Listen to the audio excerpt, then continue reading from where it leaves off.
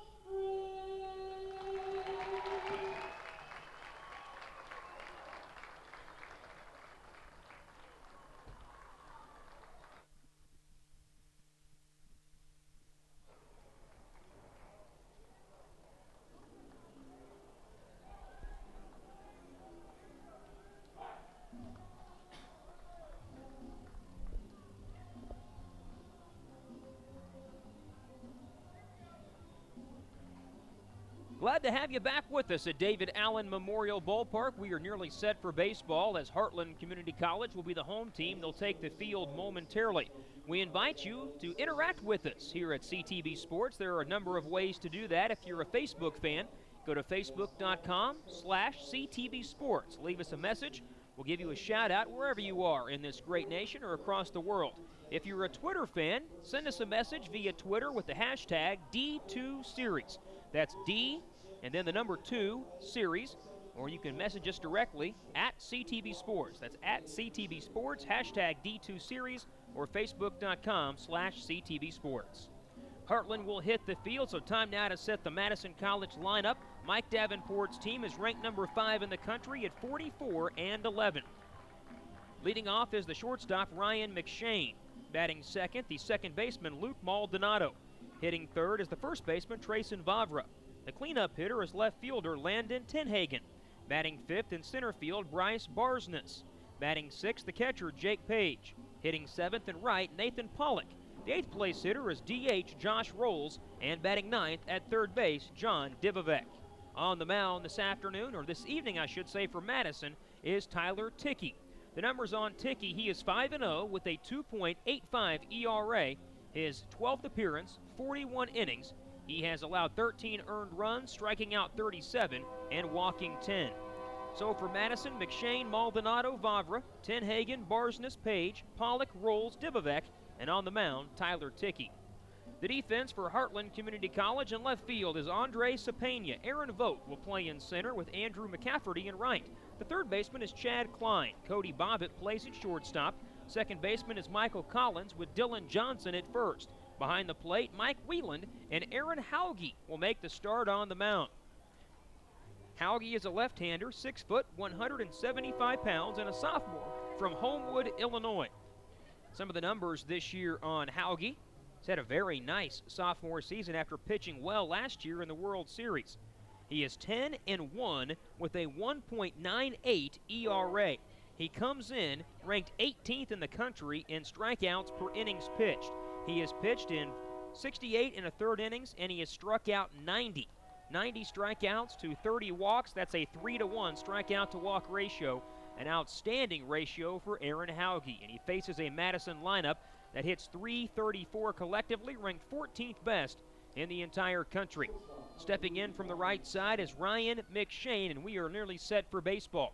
It's our final game on this Memorial Day. Be sure to thank a veteran if you know one, or if there's one sitting next to you somewhere. This day, this great country, and these baseball games are not possible without all of our wonderful veterans. So McShane is in, and the sophomore left-hander Aaron Hauge up on top of the mound.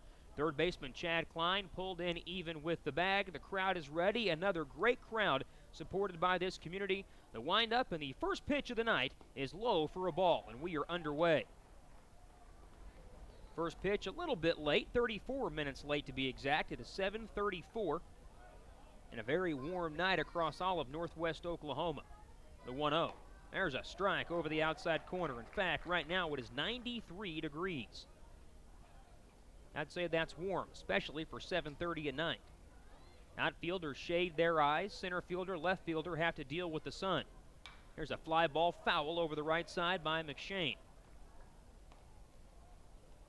Ryan McShane, in just one World Series game, had a couple of hits in 5 at-bats. A single, a double, scored a couple of runs. So he was the table setter in that 7-2 victory over Rhode Island. Hauge's 1-2 pitch. Grounded slowly toward third. Klein cuts it off at the edge of the infield grass and throws him out. That's how our night begins. A ground out to third base. Two teams that have very similar color schemes. Heartland wearing their all-white uniforms trimmed in the navy blue. For Madison, they wear their gray pants, navy blue tops, and they've got a little bit of royal blue mixed in at times. Some of their helmets and caps can be royal blue, but they've gone more to the navy blue this year. They were more royal blue a year ago. Here's Luke Maldonado. Maldonado takes high and outside on an 81-mile-per-hour fastball. Hauge will not blow it by you, but he has outstanding breaking stuff. That's why his strikeout to inning pitch ratio was in the top 20. Maldonado takes it in the same spot. It misses again, 2-0. Maldonado from South Milwaukee. sophomore, 5'9", 180. And he swings, fouling one off over the first base side. That'll be just out of the reach of the first baseman, Johnson. He gave it a look near the bullpen beyond the Madison dugout. These two clubs were here a year ago. Heartland went just 1-2 in the World Series. Madison finished third. They sure gave Western Oklahoma State a heck of a tough time. So Hauge is ready, and his 2-1 pitch. That's taken at the knees for a called strike. Madison fans didn't like it. It looked to be a little bit low, but it does even the count, 2 apiece. Center fielder Vogt shading his eyes and is well into right center field against this right-handed hitter. And Maldonado takes ball 3 in the dirt. Trayson Vavra is next. Tenhagen, if anyone can reach. The entire grandstand area covered by shade. Get a little more breeze if you sit in the upper deck. The wind, for the first time in this tournament, has not been a factor. It is actually blowing out to right very slightly. And a 3-2 pitch to Maldonado. Hit foul again. He fights one off the handle of the bat down the right field line. For the first 2 days, the wind was out of the south, meaning blowing in from right, and that 300-foot fence down that right field corner, it was almost impossible to get to. Well, today, with the wind blowing out of the north, it plays a little bit shorter than 300. You left-handers, be ready. We haven't seen a home run go out to right field yet, though, in the tournament. Hauge's 3-2. Swing and a miss. He struck him out. Just blew a fastball by him. Maldonado put up a pretty good fight. Went deep into the count, ran it full, but strikes out. First 2 men retired by Hauge. Heartland really had to scrap and fight to win their opening round game against Catawba Valley. They fell behind, rallied back, and then held off Catawba Valley. It was 4-4. Heartland picked up a run late to win that game. So here's Trayson Vavra, the first baseman.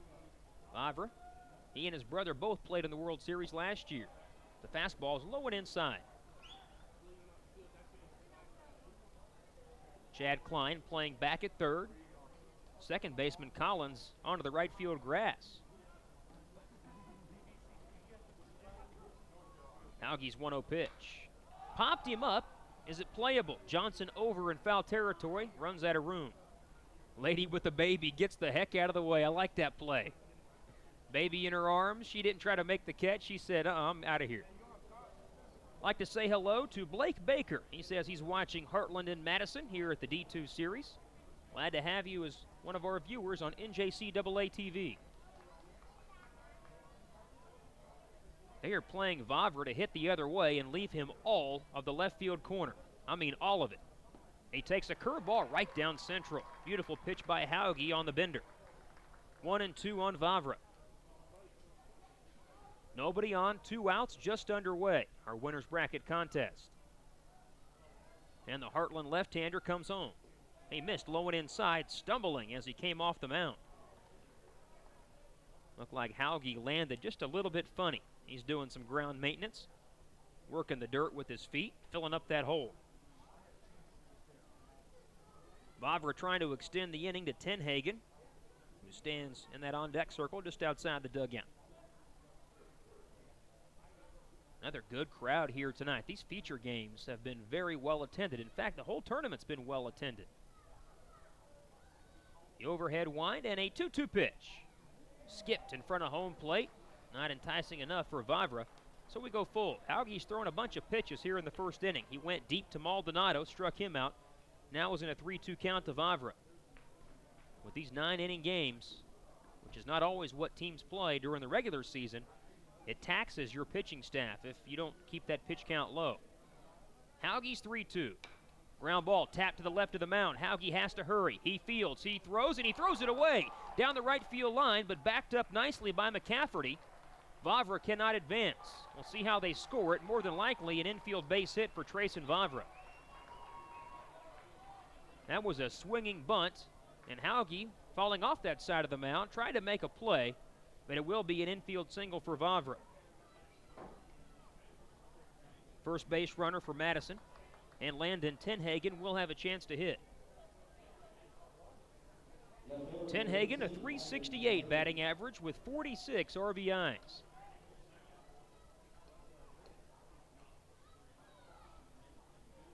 Madison not a home run hitting team. They only have 8 home runs collectively, but Tenhagen has half of those. He's hit 4 of the 8. Descharmes has 1, Vavra has the other 3. Pickoff play to first, and he threw it away. This one gets down the right field line again. Vavra will take second base. Aaron Hauge did not use the typical lift your leg and pick to first base move. He tried to step off and fling the ball over, put a lot of tension on that shoulder, and he threw it low to Dylan Johnson, and it got down the line. So there's the error. Vavra in scoring position for Tenhagen. After the first 2 men were retired, Hauge having a bit of trouble. He works out of the stretch. Double takes on the runner, Vavra. Slow lift and pitch. Outside for a ball. With that slow lift of the leg, we may see Madison later on try to steal third. But Hauge has the capability to wheel that move back to second base if that runner leaves too soon. Shortstop keeping Vavra close and on 1-0. There's a strike across the belt on the outside corner to Tenhagen. Tenhagen is a sophomore from Burlington, Wisconsin. Big kid, 6'2", 205. Trying to put the Wolfpack in front here in the first inning. Heartland plays him to go the other way. The 1-1 pitch. Curveball high and outside. That can only work, meaning the shift the other way in the outfield, if the pitcher pitches to that type of defense. He's got to throw the ball on the outside part of the plate and hope that Tenhagen hits it that way. But if he doesn't, if he tries to pull it, most of the time he'll hit a slow ground ball to a shortstop or third baseman. There's a strike, knee-high fastball. So a 2-2 count. Barsness waiting in the on-deck circle. No score, just underway. 2 outs, a runner at second base following an infield hit, then a throwing error by the pitcher Hauge. Aaron comes set just above the belt, now time called. Hauge's very deliberate in the way he comes set, the way he pitches. There's nothing quick about it. Madison, a 7-2 win over the Community College of Rhode Island. They're making their 4th D2 World Series appearance. Their 9th World Series appearance overall. The rest came in Division III. They have 3 championships in D3. The 2-2 offering. Ground ball left side. That's a base hit. Past the diving Chad Klein. Vavra's going to score easily. And Tenhagen delivers an RBI single with 2 outs, and it's 1-0 Wolfpack. Back-to-back base hits, and that throwing error on the pickoff play comes back to bite. As with the outfield shifted, left fielder playing in left center, Vogt playing in right center, right fielder straight up. That leaves a lot of room for Cepena to cover, and he was not able to get there. Couldn't get there fast enough anyway to make a play at home. Vavra scored easily. So Tenhagen delivers his 47th RBI. Now it's Barsness. Bryce Barsness takes a strike at the knees. He's a left-handed hitter and center fielder. He's from, looks like Black Earth, Wisconsin. Like that name, Black Earth, the freshman, 6'2", 180. Hauge's 0-1. A strike, a delayed steal, the throw to second base, and he is out. He got him. It was a delayed call. The first tag was not there. Tenhagen tried to go around by slapping the bag going past, but Bobbitt did a good job to put the tag on, and Whelan guns down Tenhagen on the delayed steal. But Madison gets a run on 2 hits and error, and they leave nobody. As Heartland bats, it's 1-0 Madison. This is the NJCAA Division II World Series, presented by Advanced Pierre Foods.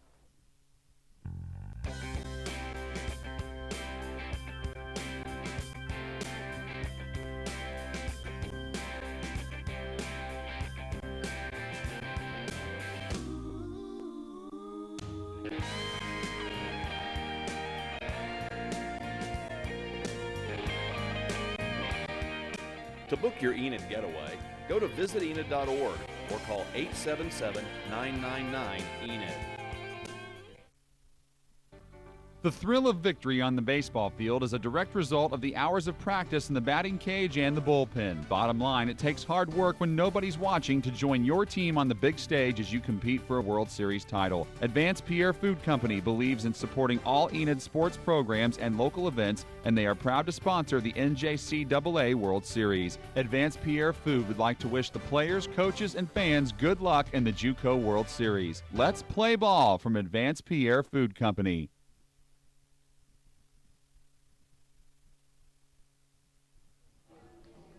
As Heartland Community College comes to bat in the bottom of the first inning, it's 1-0 Madison. Here is the Hawks lineup. Leading off, the shortstop, Cody Bobbitt.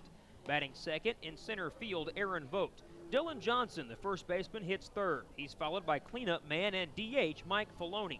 Batting fifth, the catcher, Mike Wheeland. Hitting sixth at third base, Chad Klein. Andrew McCafferty bats seventh in right field. Hitting eighth and left, Andre Cepena. And batting ninth, the second baseman, Michael Collins. The defense for Madison, Landon Tenhagen is in left, Bryce Barsness in center, Nathan Pollock is in right. John Dibovec plays at third with Trayson Vavra, the shortstop, Luke Maldonado at second, and around at first, Vavra is at first, pardon me, Ryan McShane plays at shortstop. I screwed that up. Jake Page is behind the plate with Tyler Tickey on the mound. We have a pair of left-handers going at it here tonight. And Tickey will deal to a Heartland lineup that bats .339 collectively. Tickey is a sophomore, 6 foot, 200 pounds, from Colgate, Wisconsin. He's 5-0 on the year with a 2.85 ERA. His 12th appearance, 41 innings, 15 runs, 13 earned, 40 hits. He has struck out 37 and walked 10. Not a bad idea for Tickey, a left-hander, to pitch against Heartland. They have a bunch of left-handed hitters in their lineup. So the Hawks, who did not hit the ball all that well in their first game against Catawba Valley but picked up a win, will have to do it against a lefty. As Bobbitt raises his hands out of the way and takes a pitch high and tight. Cody Bobbitt went 1 for 4 with a double and an RBI against Catawba Valley. The 1-0. There's a strike right down central. Bobbitt out of Palatine, Illinois. A freshman, 5'11", 185 pounds. Dibovec guards the line at third. And on 1-1, Bobbitt takes a strike over the outside corner. Both of these lefties will sweep the ball across the plate. That means the catcher may catch it just a tad outside, but it does hit the front left corner of the plate. Tickey's 1-2. Hit in the air, high to left center, but Tenhagen goes over to his left and puts away the first downs. Bobbitt flies out the other way. Madison had played him that direction. That's exactly where Bobbitt hit. So here's Aaron Vogt. He was our wings to go player of the game after the victory over Catawba Valley. In that contest, the Hawks didn't have much offensive success. They picked up only 5 base hits, but still got the victory. They were out hit badly. Vogt, though, had one of those hits, had a double and an RBI, scored a run. Another left-hander takes it high, just above the belt. On the season, Aaron Vogt batting .383, a couple of homers, and now 43 RBIs. Tickey's 1-0. That's a little bit low. Winner of this contest gets another night off. It's big time. Get that extra night off and will not play until Wednesday at 7 against DMAC or Western Oklahoma State. There's a strike at the knees on the outside corner. Heartland 52-6, their record. Making their second ever World Series appearance, their last one and first one last year, the 2-1. Raked foul toward the dugout. Heads up over there, Dylan Johnson. The on-deck hitter nearly got picked off by that nubber off the end of the bat. A hot night, above 90 degrees, and a slight breeze blowing out to right field. Vogt in a 2-2 count, deep in the box, and the pitch to him. Just a little bit low. Tickey wanted the call. It's spelled a little bit different than you would think. T-H-I-C-K-E. I asked the coach, I said, thick? He said, no, Tickey. He works out of the stretch all the time, which is unorthodox. And the 3-2 pitch. Line to third base, and a diving play in foul territory made by Dibovec. The ball slicing off the left-hander's bat, wound up in foul territory, but Dibovec with a diving play for out number 2. He was playing that close to the line, he could get to that ball. Normally, that wouldn't be the case.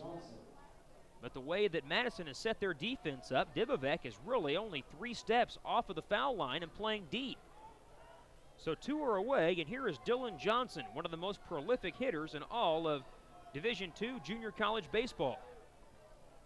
Ranked in the top 10 in 2 categories, top 20 in another as he takes it low. He's 3rd in the country with a .486 batting average. He has 11 home runs, which is 19th best, and 65 RBIs, which is 8th best. He takes a curveball high and outside. Ticky behind 2-0. So big-time numbers for Dylan Johnson. He only had 1 hit and 4 trips with an RBI in the victory over Catawba Valley. The outfield spread apart big time as Johnson hits it foul up and over the left side. The left fielder, Tenhagen, is shaded toward the line. Center fielder, Barsness, is about 5 or 6 steps into left center. And then Pollock is, basically straight up, maybe a tad toward the alley. That leaves some big gaps in both left center and right center for this left-hander, Johnson. And on 2-1, he takes it low and away. Well, Tyler Ticky continues to work the outside corner to all these lefties. The first 5 hitters in the Heartland lineup are left-handed. That's why I love the matchup of throwing a left-hander at him. Now the 3-1. A fly ball to left field. It will slice to Tenhagen. He comes running on to make the catch. 1, 2, 3 go the Hawks in the bottom of the first inning. We're off to inning number 2, 1-0 Madison. This is the NJCAA Division II World Series presented by Advanced Pierre Foods. It's Northcutt's Memorial Day sale. Get great rebates, Memorial Day bonus cash, liquidation discounts, and 0% for up to 72 months. New 2012 Chevy Silverado 1500 extended cab, only $26,749. Or a 1500 Crew, just $24,897. 2012 Chevy Sonic, just $15,499. Get pre-approved online at northcuttauto.com or call toll-free to lock in your best deal. Northcutt Chevrolet Buick Enid, your shortcut to a great deal. My future is in natural gas technology. My future is in teaching. I'm a future business leader. My future is in computers and IT security. My future is in diagnostic sonography. My future is in human services, but there are a lot of majors to choose from. Lackawanna College offers over 30 degree programs at 5 locations. Lackawanna College helped define our futures.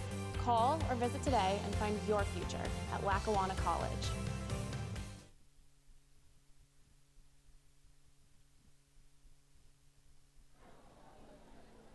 A nice big crowd on hand at David Allen Memorial Ballpark. 1-0 the lead for Madison College. A 2-out RBI single by Landon Tenhagen. That's the difference. 5, 6, and 7 due up for the Wolfpack as Bryce Barsness was at the plate when Tenhagen was caught stealing. Aaron Hauge retired the first 2 Wolfpack hitters fairly easily. A ground ball to third and a strikeout. But Vavra with an infield hit. Hauge threw the pickoff play away over to first, allowing him to move up, and then Tenhagen delivered. Barsness, a lefty-lefty matchup, grounds the first pitch through the hole on the right side for a leadoff single. Barsness was ready to attack and grounds one in between Johnson and Collins. If you go back to the first inning, that would be 3 consecutive hits. You take away that caught stealing. 3 hits already for Madison. And Jake Page will step in. Page is the catcher. Sophomore from Madison, 6'1", 225. A lot of familiar names back for the Wolfpack on the team that finished 3rd last year. Hauge delivers. In the dirt, nice scoop by Whelan, the catcher.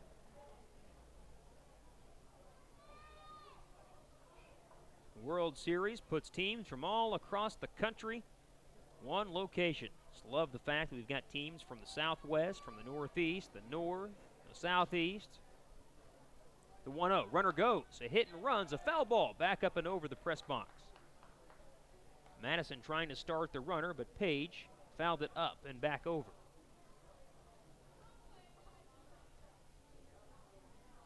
gorgeous facility here at David Allen Memorial Ballpark for you folks that haven't had a chance to come. 390 to straightaway center, double-deck fence. 300 down the right field line, 328 to the left field corner. 363 in the left center field alley, 369 to right center.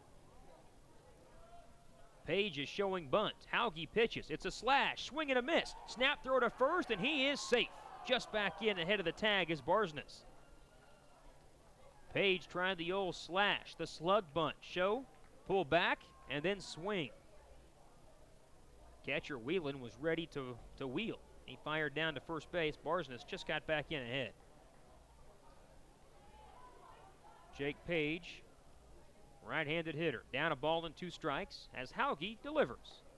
Upstairs, the ball glances off Whelan's glove, and it gets away, allowing Barsness to move up.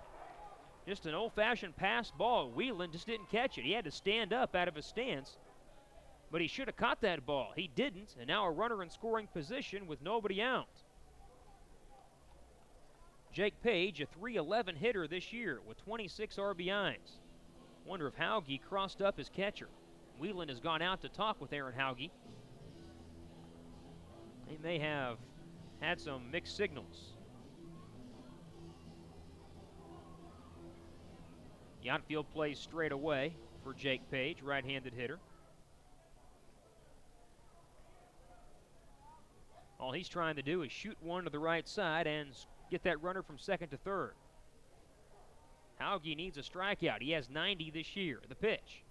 Hard ground ball to the shortstop. Bobbitt up with it. Looks the runner back to second and throws out Page. Good play by Cody Bobbitt. Made sure that Barsness was not trying to move up. So with 1 away and a runner at second, that brings in Nathan Pollock. And a run allowed by Hauge in the first inning, even though it was his error, it will still be unearned. Pollock, the right fielder, a .309 batting average and 32 runs driven in. Pollock had a hit in 4 trips against Rhode Island with an RBI.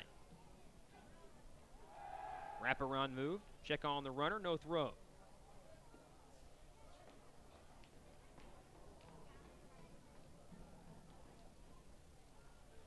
The entire infield covered in shade. The center fielder, left fielder still in the sunshine. The sun sets back behind us. Here's a foul ball back that direction. The left fielder, Sapena, and the center fielder, Vogt, both have to battle that sun until it gets back behind the overhang. It's a double-deck grandstand, so it does create some heavy shadows and get you into the shade a lot faster than if it was just a single deck. It's going to be a while. Hauge checks on the runner and pitches. Ground ball to short again. Runner's going to try to advance. Bobbitt throws to first and gets him on a bang-bang play. Pollock runs well. The ball was not hit that hard, and Bobbitt throws him out. Over to third is Barsness with 2 away for Josh Rolls. So Hauge might be able to get out of this unscathed if he can get the Madison designated hitter. The Wolfpack leads 1-0, top of the second inning. They've out-hit Heartland 3-0.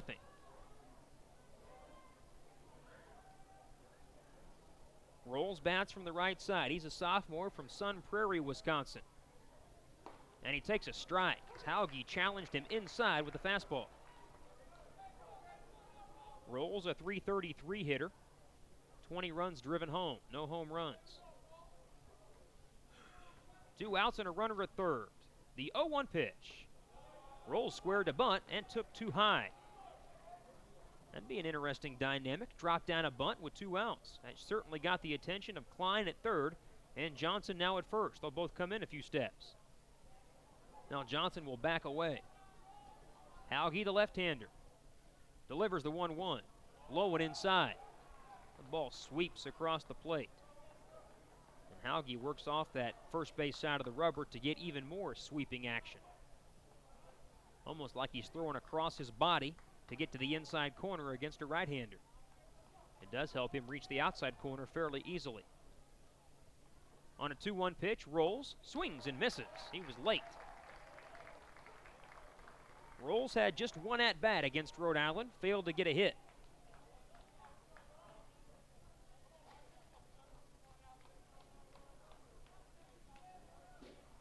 They play him straight up infield and outfield with Barsness at third. The 2-2 pitch.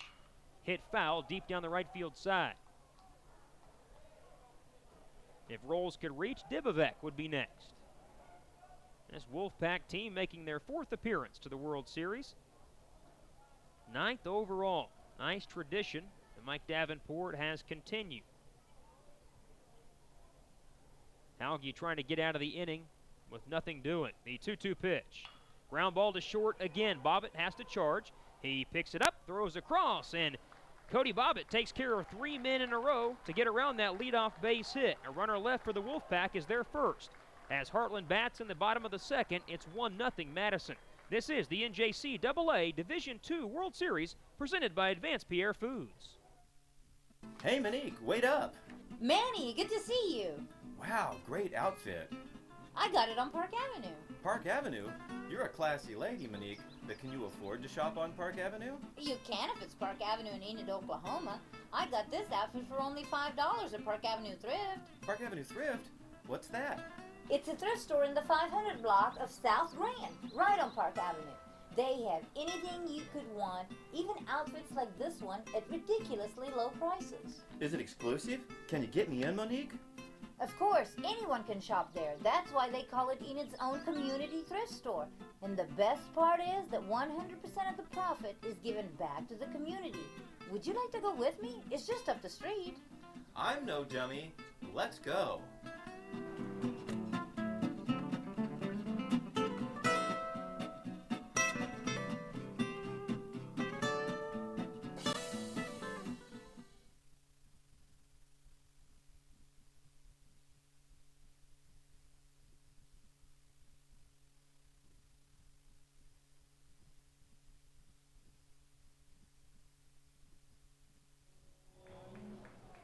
One nothing the lead for Madison, bottom of the 2nd. Like to give a shout out to Charlie Sparkman, Jake Scudder, Nate Gray, Matt Johnson, and Christian Cottingham. They say go Heartland. Sending that note via Twitter at CTB Sports, or you can use the hashtag D2Series. Leading off for Heartland, their cleanup man, Mike Filoni. And Filoni takes a pitch high from Tyler Tickey. I love what Mike Davenport did. He realized that Heartland's first 5 hitters are all left-handed. He threw a lefty at him. On a night like this, that's the perfect combination. As Filoni swings and misses, he was going for the downs. He saw that 300-foot sign was close. The wind's blowing out to right. He wanted to pull one out of the ballpark and tie the game. Filoni has had a big year. The 1-1 pitch, taken low on a curve. Filoni, a .412 batting average, 6 home runs and 45 RBIs. Yeah, that's a pretty big year. Speaking of big, he's a big guy. And on 2-1, he takes a curveball high and tight, getting out of the way of one that got away from Tickey. How big is Filoni? 6 foot, but 215 pounds. Sophomore from Edwardsville, Illinois. And he takes strike 2 on the outside corner. Filoni is signed next year with Lindenwood University. That's in Missouri. Not too far, I wouldn't think, from Normal, Illinois. It's on the eastern side of the state, Lindenwood, in fact, is, near St. Louis. As Filoni swings and strikes out. Just an 89-mile-per-hour fastball by Tickey right down central, and Filoni couldn't catch up to it. The first 4 retired by the Madison left-hander. That'll bring in Mike Wieland. Another left-hander. The first right-handed stick is in the on-deck circle, Chad Klein. That may change the way that Madison plays defensively, but they are well spread out, both infield and outfield. There's a strike, a good curveball on the outside corner. You don't often see the outfield be as spread out where the corners are toward the lines. The middle infield is about normal, but the corner infielders are almost hugging the foul line. Says there's strike 2 on the outside corner. Wheeling down, 2 strikes. Dibovek is about 3 steps off the third base line. Same for Vavra at first base. 1-0 Madison, bottom of the 2nd. And the 0-2. That's in the dirt. Wheeland took a curveball low. Klein on deck if anyone can reach McCafferty. Heartland had a great batting average coming in. They've struggled to hit in the World Series so far. Only 5 hits through a game plus. And Wheeland takes ball 2, high and outside.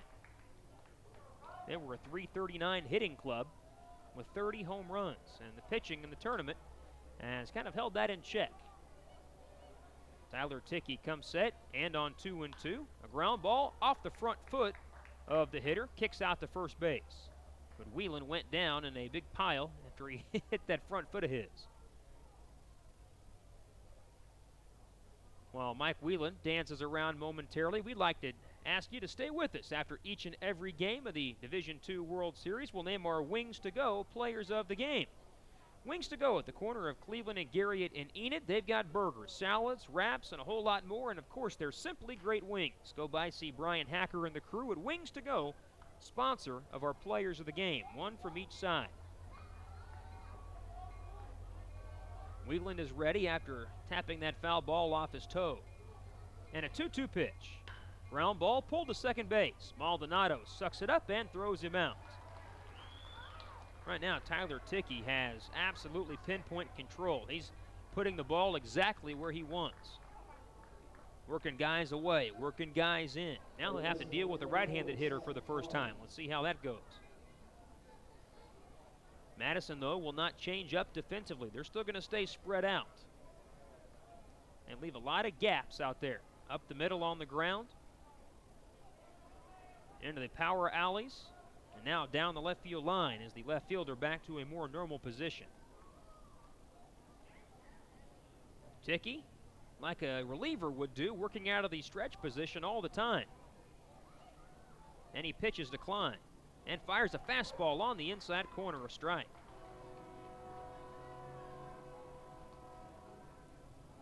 Chad Klein playing at third base tonight for Heartland. The 0-1. Curveball stayed outside. Several players from Heartland have signed next year. We'll get to those guys as they come up to bat. A lot of four-year schools getting Heartland Hawks. The 1-1 pitch. A fly ball to the alley in right center field. Barsness was playing that way. He's got a beat and makes a running catch.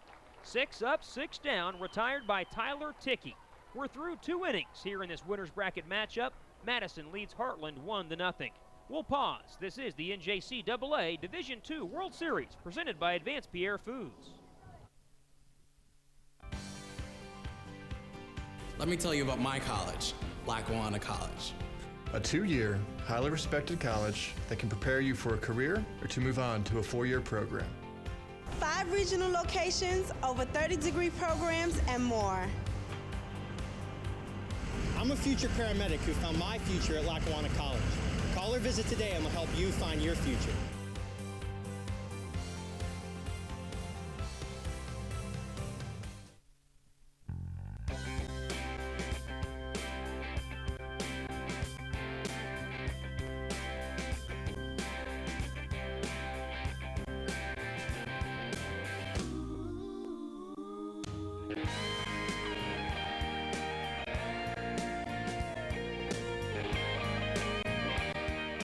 To book your Enid getaway, go to visitenid.org or call 877-999-ENID.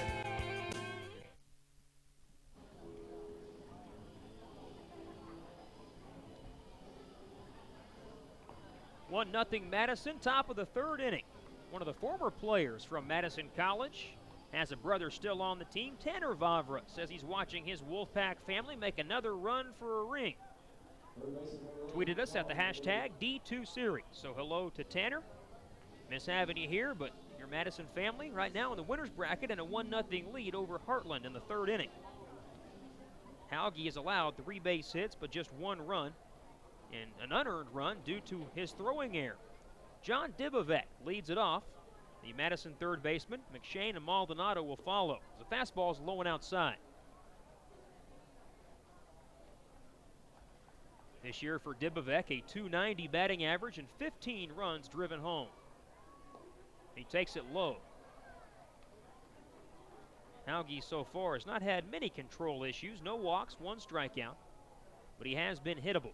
There's 3 singles, 3 solid singles. There's a strike, knee-high fastball. As a fellow lefty, I love the left-hander against left-hander pitching matchup tonight. On 2-1, here's a ground ball base hit through the left side. Dibovec comes away with Madison's 4th base hit. Right now, they're just sitting on that fastball by Hauge and finding the holes on the infield. 9-hole hitter is aboard for the top of the order, Ryan McShane. McShane bats .336 with 28 driven home. He grounded out to third base, leading off the game. Winner of this contest gets a big victory. You get a night off and will not play again till Wednesday at 7. McShane bunts. He pushes one right side. It's a good one. There's nobody covering first. Everybody's safe. Johnson had to come get the bunt, and Hauge started after it for a moment, but broke too late toward the bag, and it's a bunt base hit for McShane. The first 2 men are on for Madison. That's how this Wolfpack team plays. They are not a power team by any means, just 8 home runs collectively all year long. They bunt, they run, they hit, they single you to death, and they pitch outstandingly well. So a base hit through the left side by Dibovec. McShane bunts a base hit to the right side, and now it's Luke Maldonado. Maldonado might be bunting also. He's gone down the third base line to talk with Mike Davenport, now makes his way back to home plate.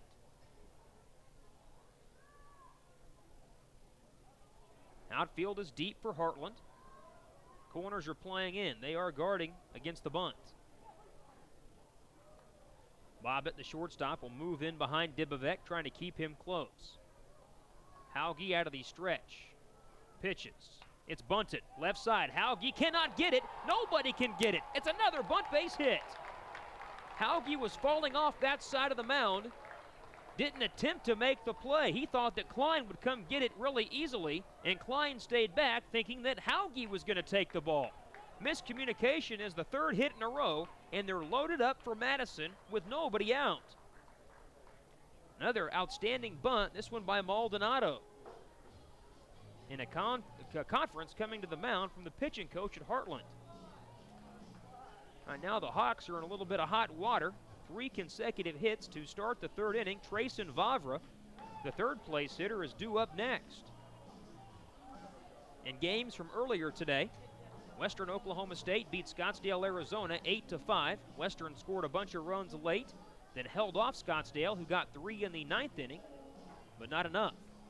It was Catawba Valley run-ruling Lackawanna, Pennsylvania 11-1 in 8 innings. Catawba Valley awaits the loser of this game tomorrow at 3:30. We'll start the day with LSU Eunice and Scottsdale at noon, and then at 7 o'clock it's Heartland and Madison. Or pardon me, take that back. It's DMAC and Western. Looking at the wrong day. Western and DMAC tomorrow night at 7. Excuse me. This is Heartland and Madison as Vavra ready with the bases loaded and takes a curveball outside. Trayson has a base hit and a run scored. His hit was an infield single. 3 out of the 6 hits by Madison are infield hits. 2 bunts and the one by Vavra. Now the 1-0. A swing and a shot toward the gap in right center. Vogt playing that way. Makes a running catch. The runner tags at 3rd. He comes home to score. McShane tags at 2nd. He moves to 3rd. But a sacrifice fly by Trayson Vavra makes it 2-0 Wolfpack.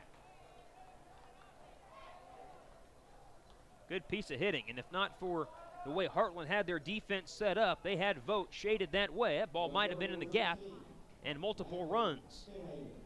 It's just the first out of the inning and a 2-0 Madison lead. That also brings Landon Tenhagen to the plate. Tenhagen delivered an RBI single in the 1st inning. 1st and 3rd for the Wolfpack, 1 away. Hauge needs a ground ball. The pitch. Tenhagen showed bunt and took it low. We've seen some teams bunt the ball outstandingly well in this tournament. Scottsdale, Arizona, in fact, in their opening round win, had a safety squeeze that pushed across the winning run.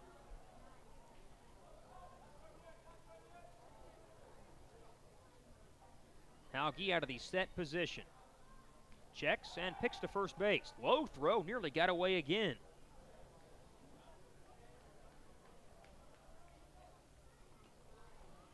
Ryan Jacobson has tweeted us, said he played for Heartland and against Madison and calls both programs classy and professional. I'd agree, my friend. I would agree. Move to first again. Back in standing up. Maldonado.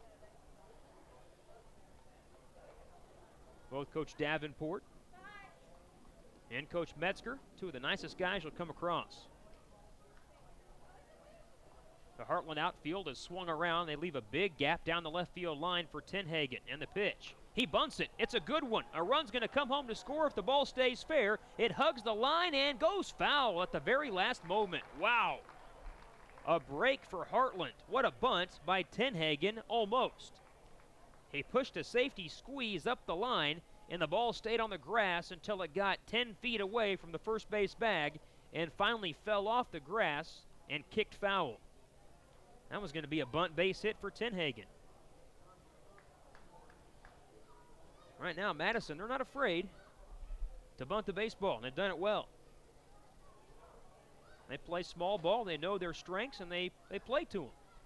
And they lead 2-0 with 6 hits to Heartland's none.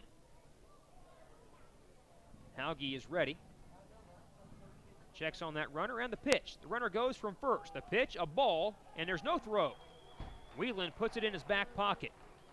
What a jump at first base by Maldonado. He took off and steamed to second base, and he went on first movement. Hauge was coming home all the way. That takes away the possibility for a double play. Heartland's going to stay back at the middle infield spots. The corners will be in for a potential play at the plate. And a 2-1 coming for Landon Tenhagen. He takes it low and outside. 3 balls and a strike. Bryce Barsness is next. 3 consecutive singles, 2 of them bunt singles, then a sacrifice fly by Vavra. Hauge needs something good to happen. He pitches. That's ball 4.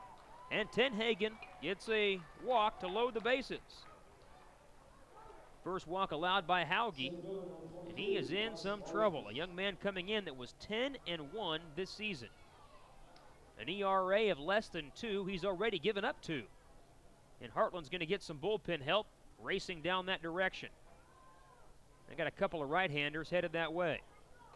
So Barsness is up with the sacks full and only 1 out. Hauge needs that double play. The pitch. Outside and low on a curve. It's a lefty-lefty matchup. Barsness has a base hit. He was stranded at third base last inning. Wolfpack threatening to blow the game open early. We're just in the top of the third, 2-0. At third base, McShane. Maldonado at second. Tenhagen at first. The outfield is playing. Barsness to pull. And Hauge pitches. In the dirt, blocked by Whelan. Last year, Heartland came into the World Series ranked number 1 in the country. They won their first game, lost their next 2. This year they come in ranked 2nd in the country. The 2-0 delivery. Swung on and fouled back. A good rip by Bryce Barsness.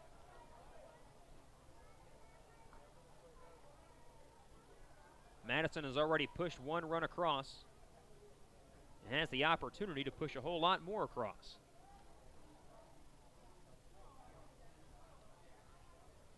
The 2-1 pitch from Hauge. Taken at the knees for a called strike.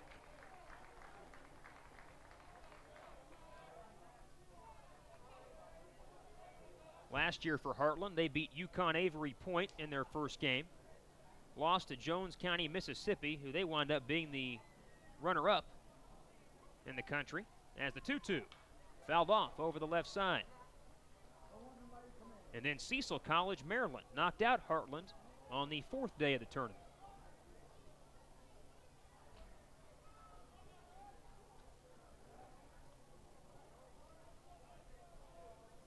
Bases loaded up for the Wolfpack.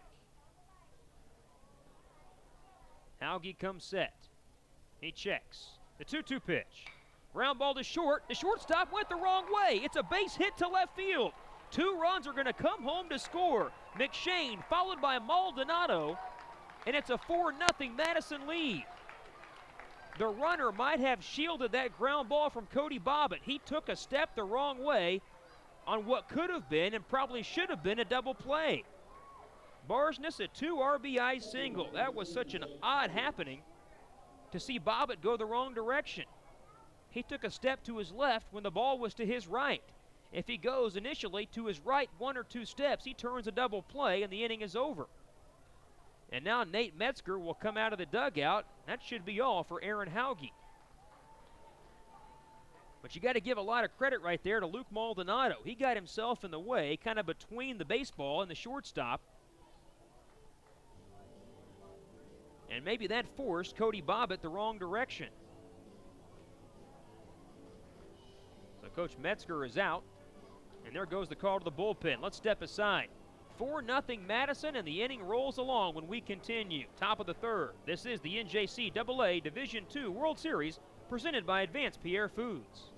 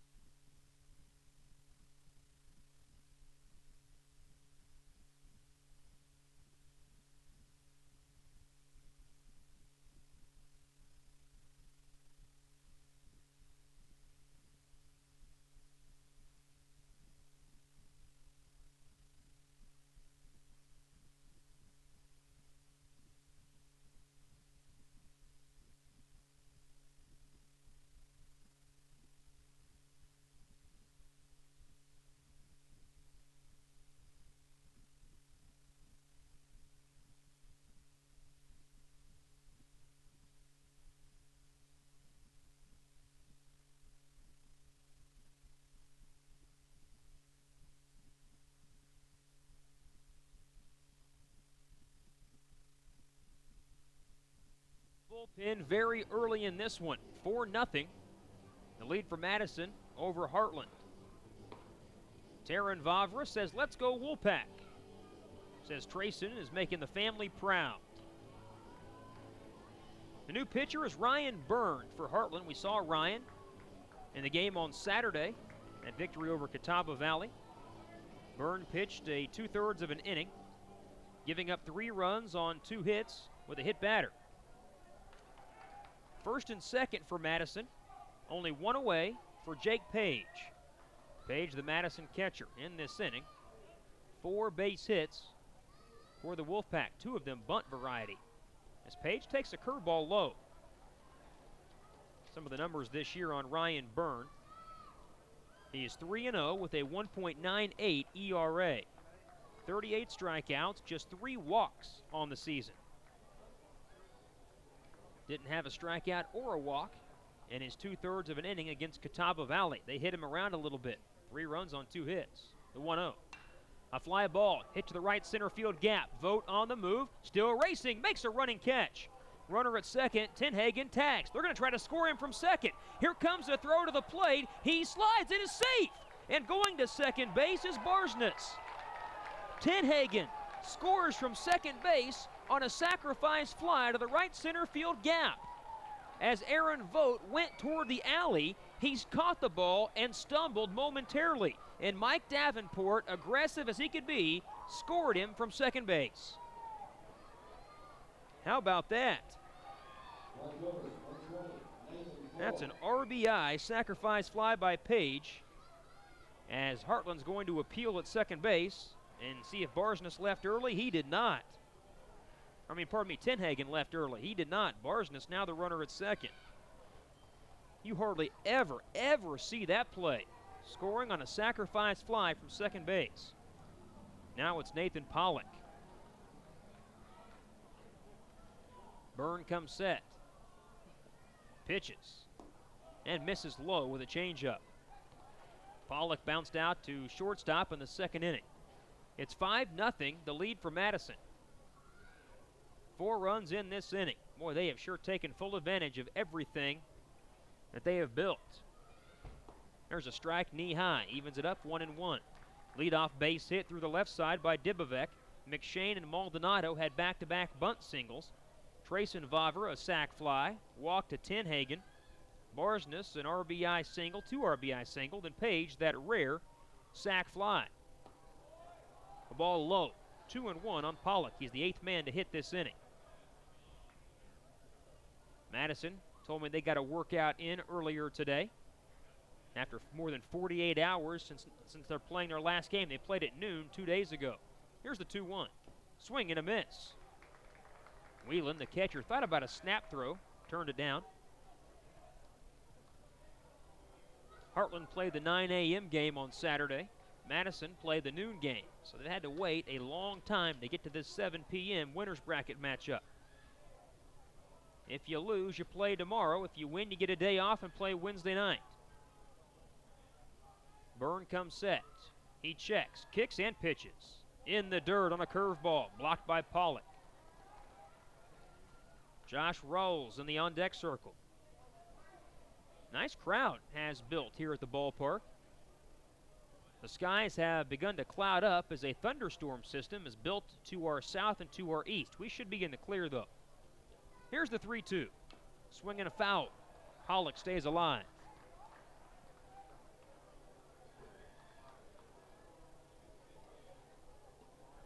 Hadn't checked the weather lately, but you can see those clouds, those big, white, puffy, thunderstorm-looking clouds building off to our southeast. But the way the weather moves in this state, it shouldn't come this way. The 3-2.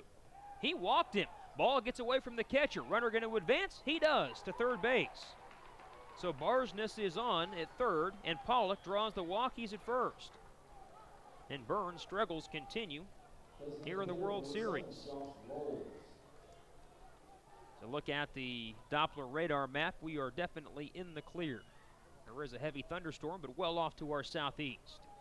There is the threat of rain increasing as the week goes along, it looks like. Some chances here and there for isolated storms.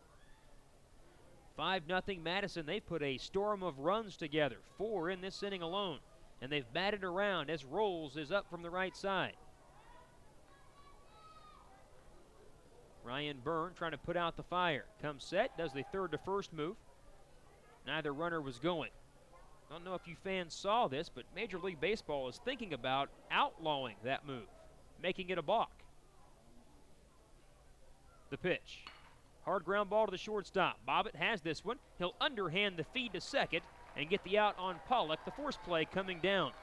Madison, though, bats around. They score 4 runs, and they do it courtesy of 4 hits. No errors and 2 men left on. Heartland bats in the bottom of 3, and Madison leads them 5-0. This is the NJCAA Division II World Series, presented by Advanced Pierre Foods. The thrill of victory on the baseball field is a direct result of the hours of practice in the batting cage and the bullpen. Bottom line, it takes hard work when nobody's watching to join your team on the big stage as you compete for a World Series title. Advanced Pierre Food Company believes in supporting all Enid sports programs and local events, and they are proud to sponsor the NJCAA World Series. Advanced Pierre Food would like to wish the players, coaches, and fans good luck in the JUCO World Series. Let's play ball from Advanced Pierre Food Company.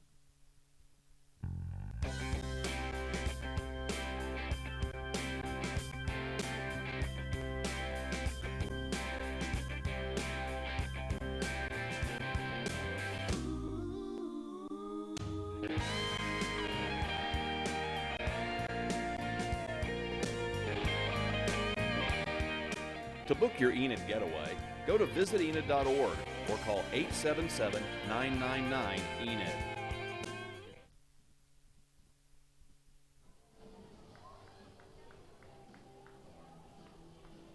Heartland has some catching up to do. They first have to solve the puzzle that is Tyler Tickey. The left-hander from Madison has faced 6 hitters and has retired all 6.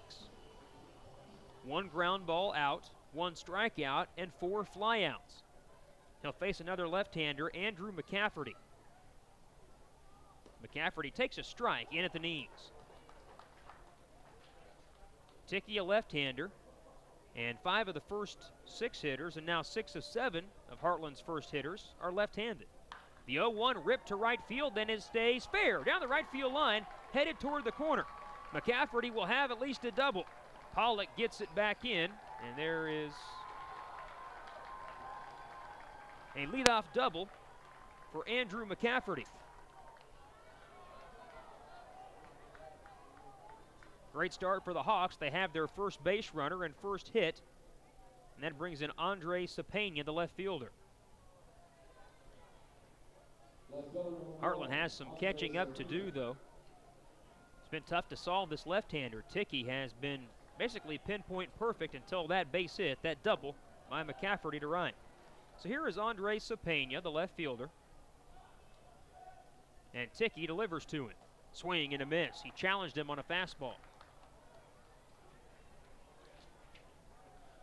Cepena, a young man from Lake in the Hills, Illinois. That's the town, Lake in the Hills. A freshman, 5'8", 170 pounds. And Ticky's 0-1. Low for a ball. Lot of room to left center field as Tenhagen is playing basically straight up, and Barsness has swung well over toward right center field. Third baseman Dibovec is playing even with the bag. Welcome our listeners back on ESPN Radio KCRC. You left us momentarily for that severe thunderstorm warning from the emergency alert system. And here's a ground ball by Cepena to second. Maldonado has it, makes the play to first with McCafferty making third. To welcome those listeners back that missed out when the EAS system interrupted, Andrew McCafferty led off this inning with a double down the right field line. So the first hit for Heartland, and now they have a runner at third with less than 2 outs for Michael Collins. Collins will try to drive home that first run for the Hawks. Don't have to have them all back right now. Number one, you'll have to find somebody to shut down Madison offensively. But still a lot of baseball to go as Collins ducks out of the way of a high fastball. On deck is the top of the order, Cody Bobbitt. Ticky works out of the stretch all the time. And his 1-0. A swing and a high fly hit well to left. Tenhagen back to the track, to the wall. He leaps and it is gone. A 2-run home run for Michael Collins. And Heartland is on the scoreboard with a couple of runs, a double, and now Collins with a long ball to left. The Hawks been trying to bust out the offense after a 5-hit game and that victory over Catawba Valley. They finally break free against Tyler Ticky in this inning.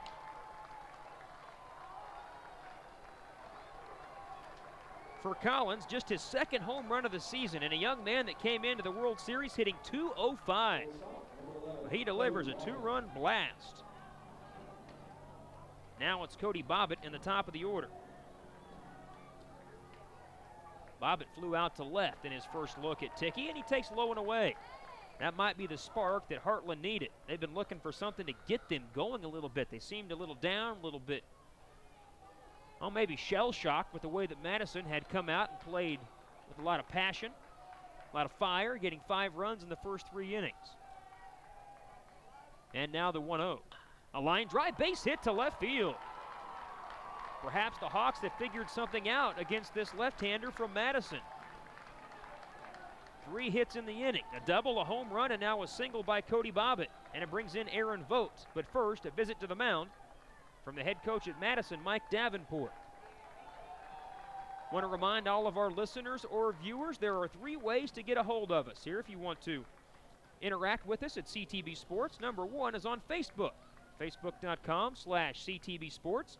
You can also go to Twitter and reach us directly at CTB Sports is our handle, at CTB Sports, or use the hashtag D2Series. Hashtag D, the number 2, and then series. Love to hear from you wherever you're at, across the country, across the world.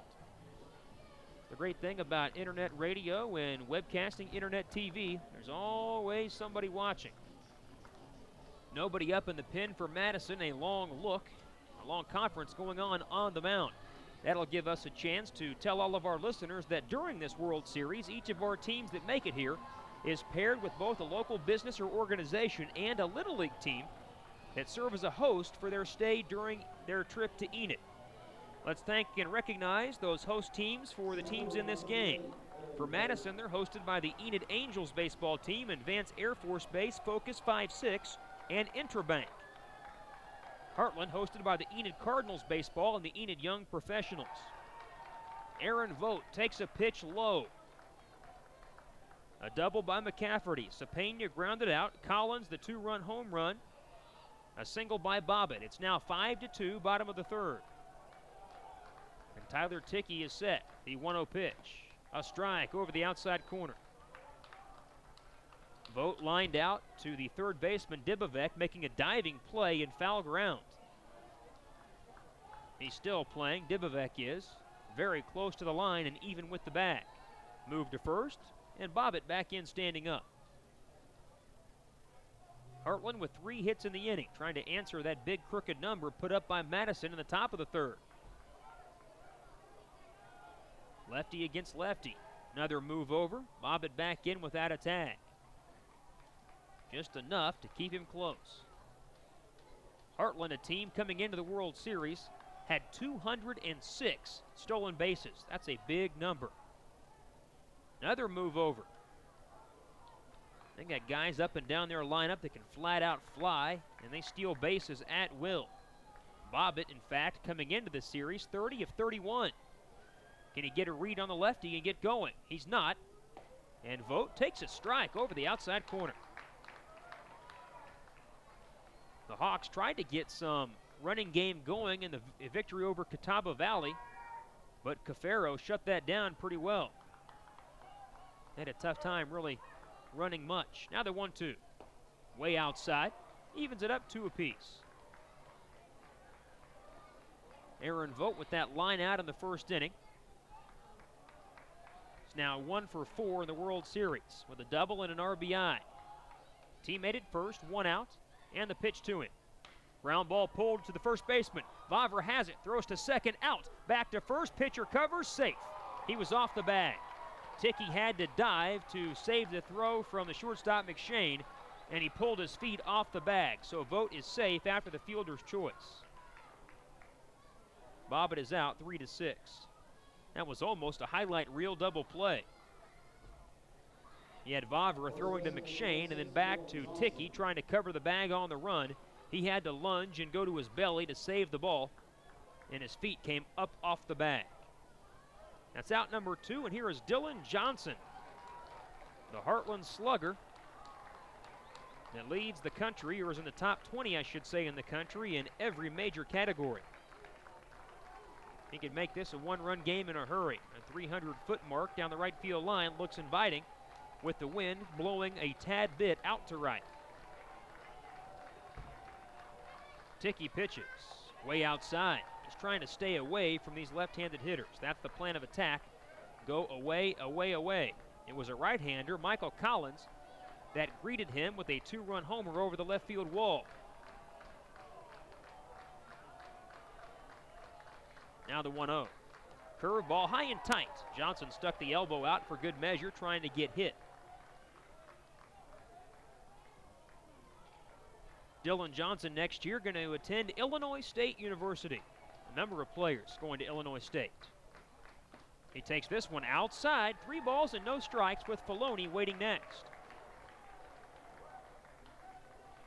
Clint Stroud, who is a reliever, will go to Illinois State. A couple of guys from last year's team are there right now. Johnson, will he have the green light? Well, he takes anyway and takes a strike. Three and one on Johnson with Vogt, the runner at first. He has good speed. Trying to score on a ball to the gap. Move over to first. Vogt back in standing up. Aaron Vogt came to the World Series, 26 of 28 in steals. As a team, Heartland was 206 of 233, 88.5%. My goodness. The 3-1 offering. Swing and a miss. Ticky went right after him. Just a fastball that Johnson couldn't catch up to. So now it's 3-2, and Vogt will get a head start. He will leave on the pitch home. First baseman Vavra will play behind the runner to get some ground against the lefty Johnson. Smart play. Vavra now backs up. Vogt gets a bigger lead. There goes the runner. Here comes the pitch. Just missed, low and away. It's a walk to Dylan Johnson. And Heartland will bring the tying run to the plate. And it's a guy who can tie this game with one swing. Mike Filoni, the designated hitter.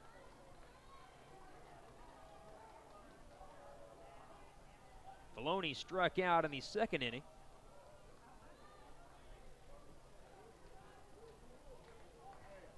Six home runs this season for Filoni. An average over 400, 412 to be exact, and 45 RBIs. The pitch to him, high and outside. In the inning, a leadoff double by McCafferty.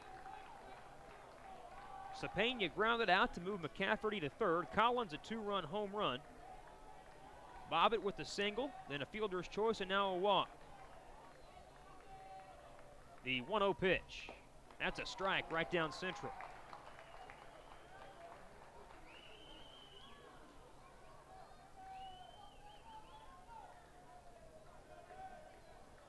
Line of room to left center field. As Filoni, the designated hitter, with an open stance. And the pitch to Ticky. From Ticky is low for a ball.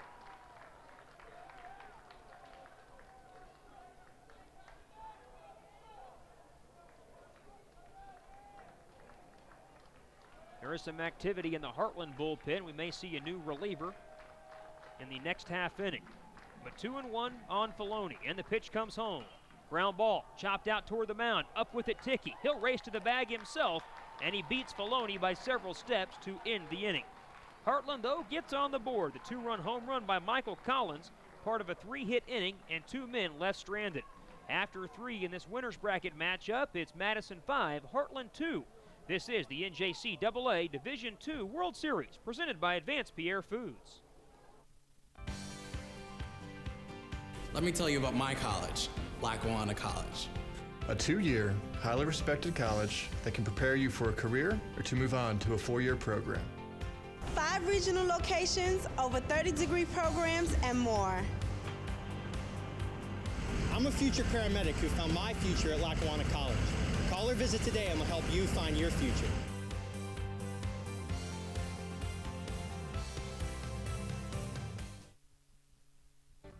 The thrill of victory on the baseball field is a direct result of the hours of practice in the batting cage and the bullpen. Bottom line, it takes hard work when nobody's watching to join your team on the big stage as you compete for a World Series title. Advanced Pierre Food Company believes in supporting all Enid sports programs and local events, and they are proud to sponsor the NJCAA World Series. Advanced Pierre Food would like to wish the players, coaches, and fans good luck in the JUCO World Series. Let's play ball from Advanced Pierre Food Company.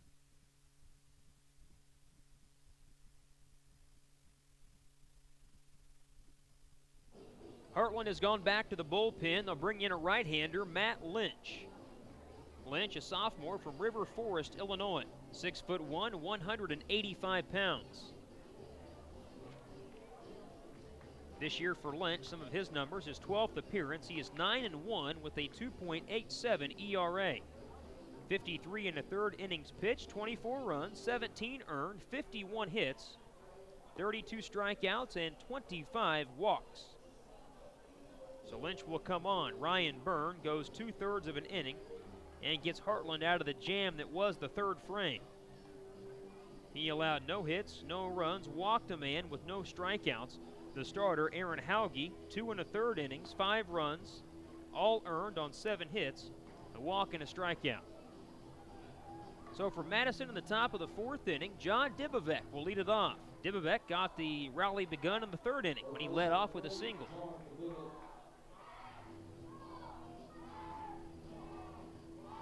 It's Dibovec, McShane, and Maldonado, 9-1-2.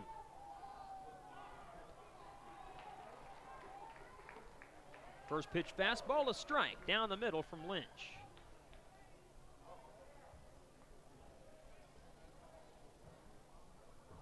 And the 0-1. That's low and outside.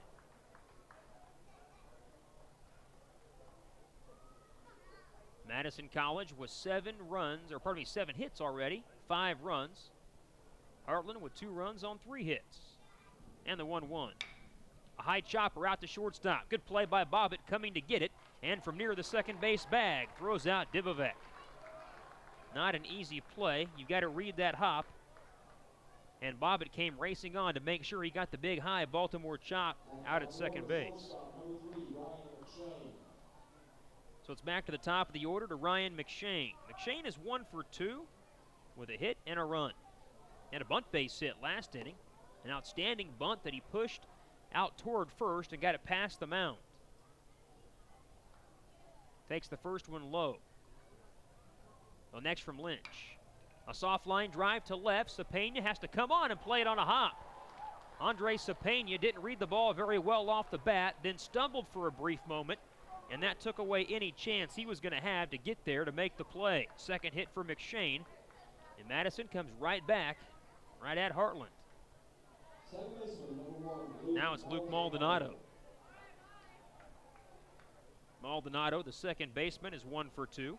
He had a bunt base hit. Stole a base and scored a run. Lynch delivers. A fastball for a strike.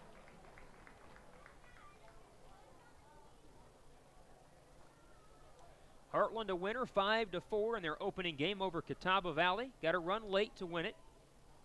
7-2. Madison beat the Community College of Rhode Island. The 0-1 pitch. Low and away.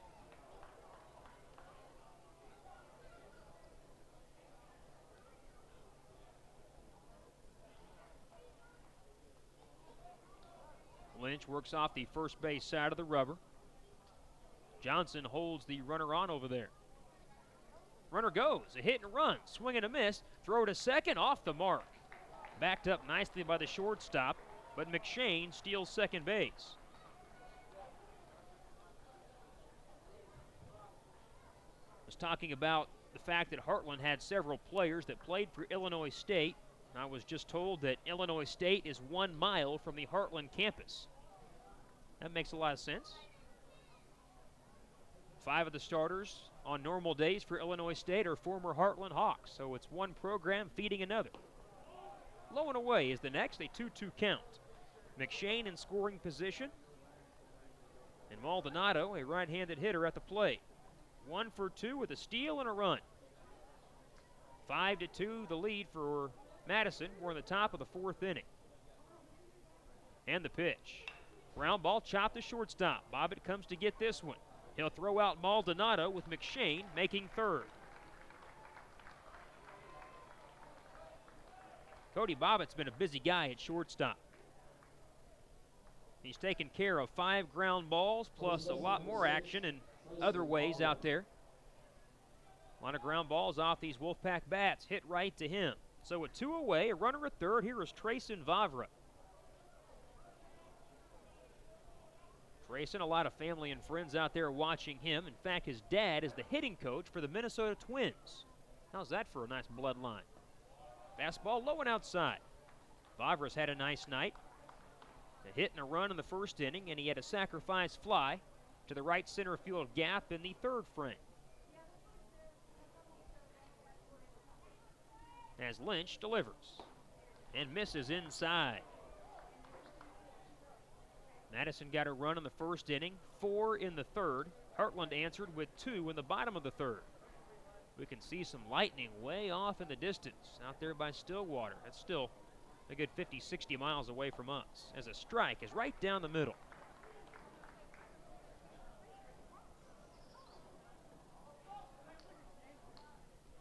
Matt Lynch, the reliever, trying to get through this inning unscathed. 1 out base hit, that man's at third. As the fastball is just a little bit low at 90 miles an hour. I think that Heartland may have gone to one of their full-time starters. At least the numbers would indicate that Lynch is exactly that. Try to pitch deep into this game. They've already gone through 2 pitchers. This is the 3rd. And on 3-1, it's ball 4. Vavra will take a walk. Not a bad man to pitch around, but now you'll have to deal with Landon Tenhagen, who also has an RBI single, a walk and a run. Big crowd here for the feature game on this Memorial Day Monday. Don't forget what this day is supposed to be about, and that's remembering those wonderful folks, past and present, and those that are gone that have served our country.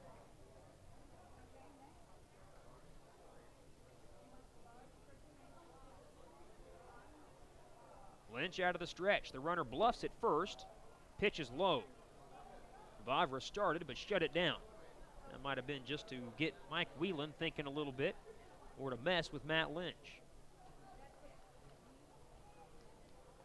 These Wolfpack hitters, they are all capable.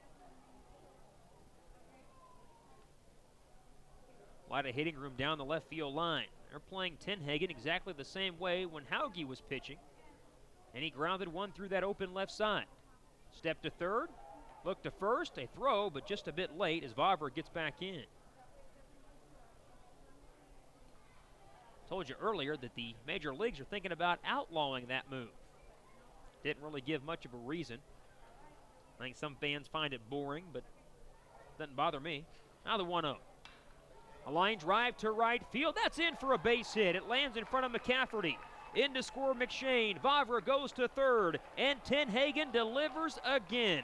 His second run-scoring single of the night, and it's 6-2 Madison. This Wolfpack club keeps coming in waves. Doesn't matter how many down or how many are out, how many they have on. They're going to try to get a rally going, and so far they've done that all night long. Couple of hits and a walk equate to a run, and the inning's not done yet, as Bryce Barsness will bat. Lynch pitches in the dirt. Blocked nicely by the catcher, Whelan. Barsness having a great night. He's 2 for 2 with a pair of RBIs. That came on a 2 RBI single in the third inning.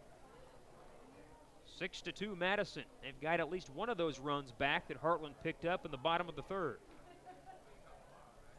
Wind is picked up, now blowing even stronger out to right field as Barsness almost got hit. Fastball high and tight. He lifted the arms out of the way.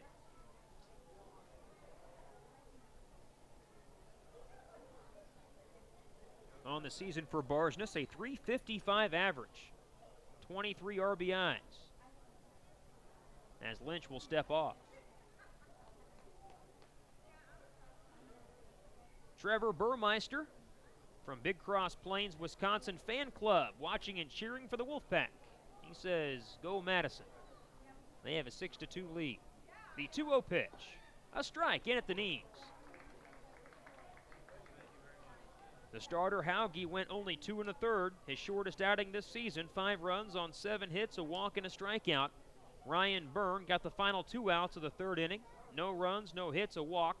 And now it's Matt Lynch. He's been touched up for a run. Step to third, back to first. They got him. Tenhagen was off and running. The third to first move finally pays off, and that ends the inning. But Madison College gets a run on 2 hits. They leave a man on. Heartland bats in the bottom of 4, 6-2 Madison. This is the NJCAA Division II World Series, presented by Advanced Pierre Foods. It's the annual Memorial Day blowout sale. Now's the time to buy at the Mattress Hub. The deals are crazy. Save up to $600 on Tempur-Pedic's most popular model, the Cloud Supreme, plus free delivery. Save up to $400 off on Serta's iComfort. On select mattresses, buy a bed, get a bed free. All this plus up to 4 years interest-free financing and a 1-year comfort guarantee. It's a Memorial Day sale you don't want to miss. Only at the Mattress Hub. Follow the cheap sheet to the Mattress Hub. My future is in natural gas technology. My future is in teaching. I'm a future business leader. My future is in computers and IT security. My future is in diagnostic sonography. My future is in human services, but there are a lot of majors to choose from. Lackawanna College offers over 30 degree programs at 5 locations. Lackawanna College helped define our futures. Call or visit today and find your future at Lackawanna College.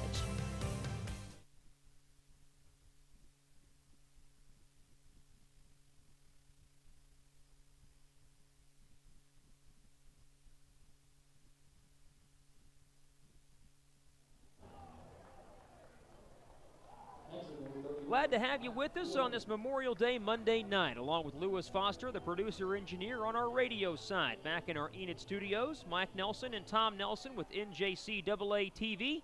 My name is Matt Howell. 6-2. Madison has the lead on Heartland, and Mike Whelan, the left-handed hitting catcher, takes a strike for the Hawks right down the middle. Tyler Ticky through 3 innings, 2 runs on 3 hits. He struck a man out, no walks.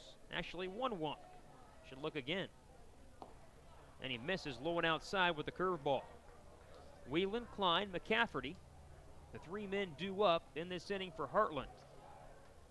They cut the lead to 3 on the 2-run homer by Collins, but that's as close as they've been. Here's a ground ball foul, pulled to the first base coach. A big game of stickball has broken out beyond the right field wall. The AstroTurf infield surface, there are kids all over the place out there having a good time. Looks like maybe Western Oklahoma State is out there coming to watch the game, going back to their bus. The 1-2 pitch, just a bit low and inside. It's a great thing about this World Series. Bring out the kids they really enjoy it, or they can go off and do their own thing. Ticky will step off. Whelan tonight with a ground ball to second base. Only 3 hits thus far for the Hawks. The 2-2 offering just missed off the outside corner.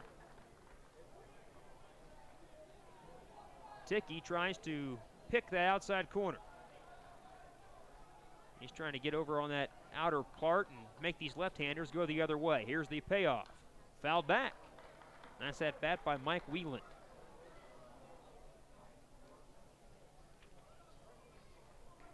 Whelan next year will go to the University of Arkansas, Pine Bluff. Golden Lion, I believe. Not that far from Enid, the 3-2. A little floater, hit out toward right field. That will fall for a base hit. As Maldonado went out, Pollock came racing on, and it just was past the outstretched glove of Maldonado. A leadoff hit for Whelan here in the 4th inning. The 4th base hit for Heartland. And it gets Chad Klein to the plate. Klein flew out to center field back in the 2nd inning.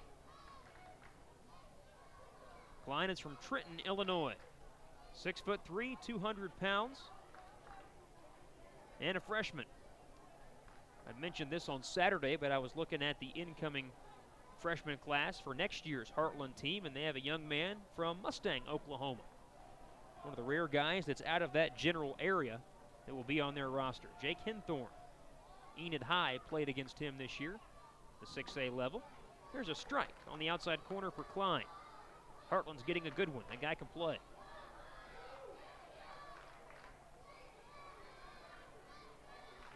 Down 4 runs. Heartland probably won't push the action too much with a run game. Don't tell Ticky that. He moves to first base, and Whelan back in standing up. Already seen a couple of guys picked off. 1 on a 3rd to first move, a snap throw by a catcher. A couple of caught stealings, so the run game has not been very successful tonight. We'll put it that way. Tyler Ticky's 0-1. A strike right through there. Took something off at 77 miles per hour. Folks on the Heartland side with some rhythmic clapping, trying to get a rally started. Must be those Enid Cardinals, the Little League team that helps sponsor Heartland while they're here. Swing and a miss. Down goes Chad Klein. Just some high heat. Klein down on strikes. That's the 2nd punch out for Ticky, first out of the inning. That's what's great about this tournament and attaching a host organization and Little League team to these big boy clubs is they develop relationships. The kids attach themselves to a team, they become a fan, and even sometimes, like on days off, these college teams go out and watch the little kids play. It's just such a great symbiotic relationship. Now McCafferty takes a strike over the outside corner. McCafferty got the lid off the offense for Heartland. He was the first man to reach on a double down the right field line in the 3rd inning, and he would score on Collins' 2-run homer. The 0-1. That's low and away.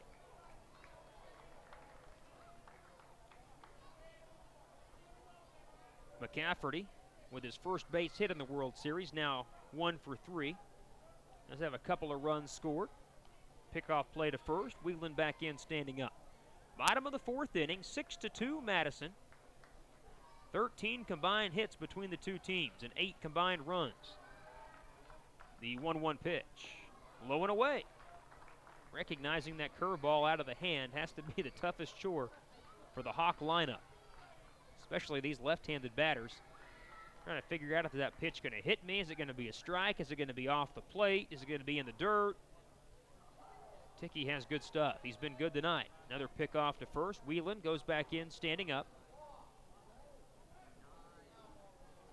On a night where the wind is blowing out to right field. It's a rare occurrence in this ballpark. We haven't had any of these lefties be able to hit the ball that direction with any authority. The 2-1. Swing and a miss. The ball got away from the catcher, and down to second base goes Wheeland with the foot-first slide. Probably a pass ball on Jake Page. It's a curveball that looked to be catchable. He just didn't, as McCafferty swung and missed. So a runner in scoring position for Heartland. Waiting on deck is Cepena. McCafferty, one of the rare lefties to be able to pull something off of Ticky. Everyone else has tried to shoot the ball the other way with that pitch gliding away from them over the outside part of the plate. And that's probably the right approach, but McCafferty got something inside that he could handle and got around it, driving it down the right field line.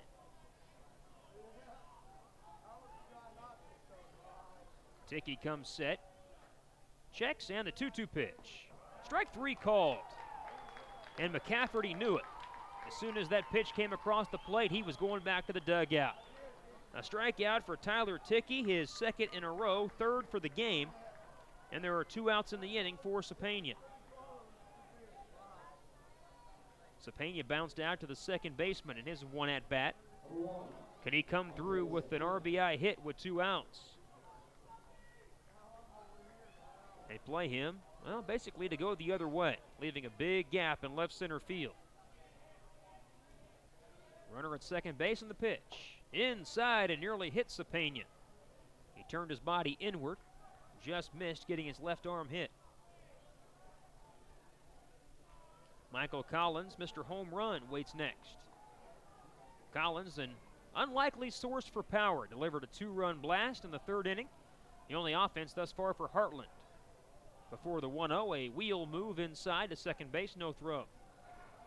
6-2 Madison, bottom of the 4th inning. Winners bracket matchup. Big contest. If you win, you get a day off and will play either Western, Oklahoma State, or Des Moines, Iowa, Wednesday at 7.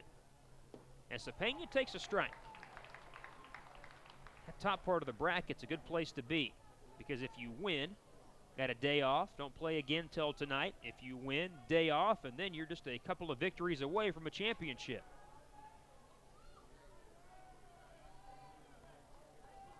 The 1-1 offering. A swing and a pop-up goes foul, back up and over the right side. Some very dark clouds, thunderstorms building back to our south and our east. I'll continue to check the weather, but right now it looks like we're going to stay clear of all that stuff. There's a threat later in the week for some thunderstorms. Let's hope that we get through tonight's action before anything gets this way. Cepena trying to battle up with Wheeland at second, and a 1-2 pitch upstairs. If Cepena could extend, Collins would be next. Our temperature has dropped just to 86 degrees. Just after 9 o'clock, and it's still 86 degrees. My goodness.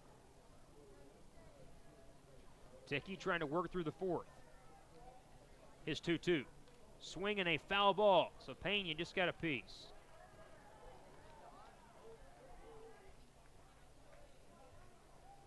Our day begins tomorrow at noon with LSU Eunice and Scottsdale, Arizona. That's a good game to start the day. Then we'll have the loser of this game against Catawba Valley. That'll be at 3:30, and then tomorrow night, another dandy of a game. Western Oklahoma State and DMAC. Not that one of these two teams against Catawba Valley won't also be a great game. I'm just thinking about winners bracket stuff and Think about LSU Eunice, the #1 team in the country. They were beaten on opening night, so they're probably out for a little revenge. If there's a team or two in this tournament that could come all the way back and win the whole thing, it's definitely Eunice would be one of them.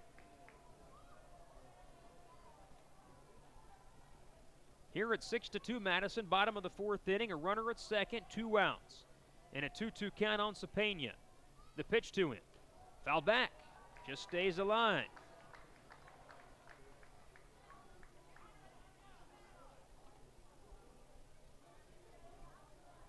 With that outfield spread out for Madison, a lot of hitting lanes to left center and to right center. Can Cepena plug one of those gaps and give his team a run closer? This year for Cepena, as time is called, well, these guys are having a tough time getting hooked up. .380 batting average, 1 homer, and 25 RBIs. A very slow-moving contest here tonight. We got started well late, but we've been crawling along. A lot of base runners, pitching changes, those things like that. Here's the 2-2. Outside, a ball, and we go full. Nice big, heavy line of thunderstorms has built up all the way from Okarche to Stillwater. Now you folks in Madison, or you folks in Illinois, say, where the heck's that? Well, local folks know where that's at. Still well off out of our area for now. Now the 3-2. Fouled off, Cepena staying alive.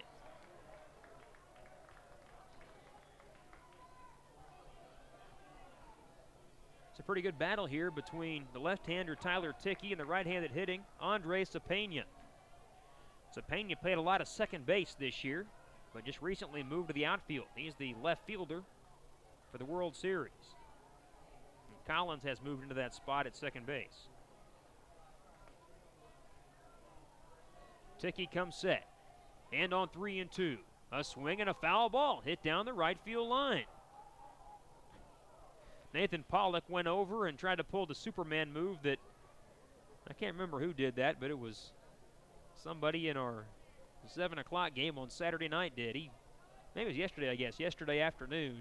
The guy from, Des Moines Area Community College pulled that highlight reel Superman leap over the railroad ties type move. But Pollock had no chance to catch that ball. Let's do it again on 3-2. Cepena has fought off several tough payoff pitches. And here's one more. Instead, a wraparound move. Ticky would have had him picked off. Whelan was a couple of steps toward third, but there was nobody covering the bag.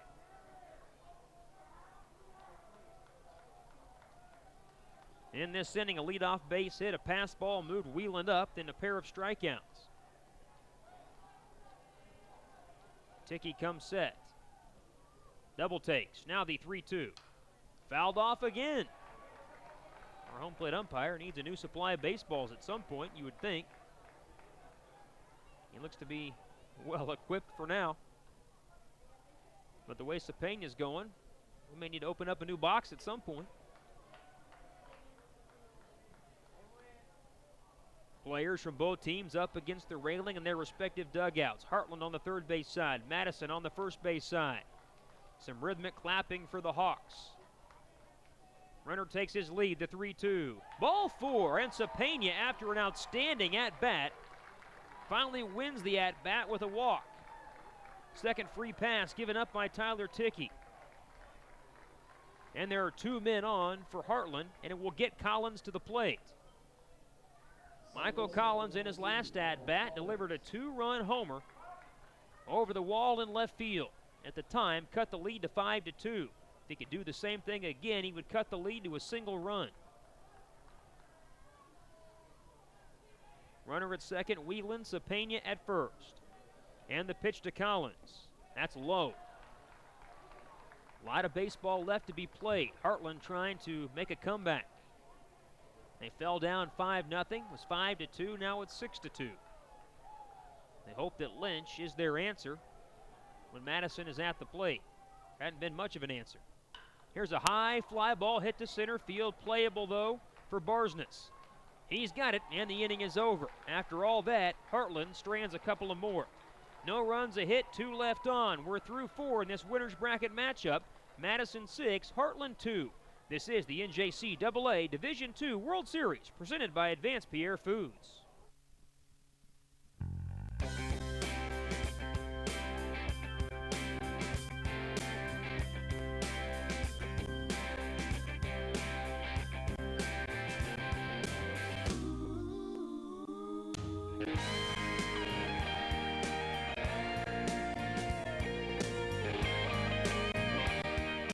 To book your Enid getaway, go to visitenid.org or call 877-999-ENID. The thrill of victory on the baseball field is a direct result of the hours of practice in the batting cage and the bullpen. Bottom line, it takes hard work when nobody's watching to join your team on the big stage as you compete for a World Series title. Advanced Pierre Food Company believes in supporting all Enid sports programs and local events, and they are proud to sponsor the NJCAA World Series. Advanced Pierre Food would like to wish the players, coaches, and fans good luck in the JUCO World Series. Let's play ball from Advanced Pierre Food Company.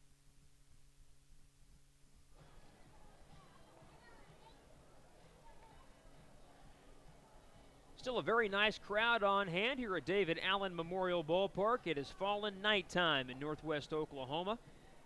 Back to work tomorrow for most of the world. I guess that means us too. We'll be back at it, but back here at the ballpark at noon. That's a pretty good day, a pretty good way to spend your day working. Due up here for Madison in the 5th inning. It'll be 5, 6, and 7. Bryce Barsness leads it off. Jake Page and Nathan Pollock will follow. Madison has scored in every inning but the second, and they've put runners on in every inning. Thus far, 9 base hits for the Wolfpack. Barsness has 2 of those hits. And first pitch hitting, pops one up back of third into foul territory. There's Chad Klein, who makes the catch, leaning back to his left. He nearly overran it. But on one pitch, Matt Lynch gets Bryce Barsness to pop out into foul ground. Leadoff man retired. So here's Jake Page. What Heartland could use is a very quick 1-2-3 inning.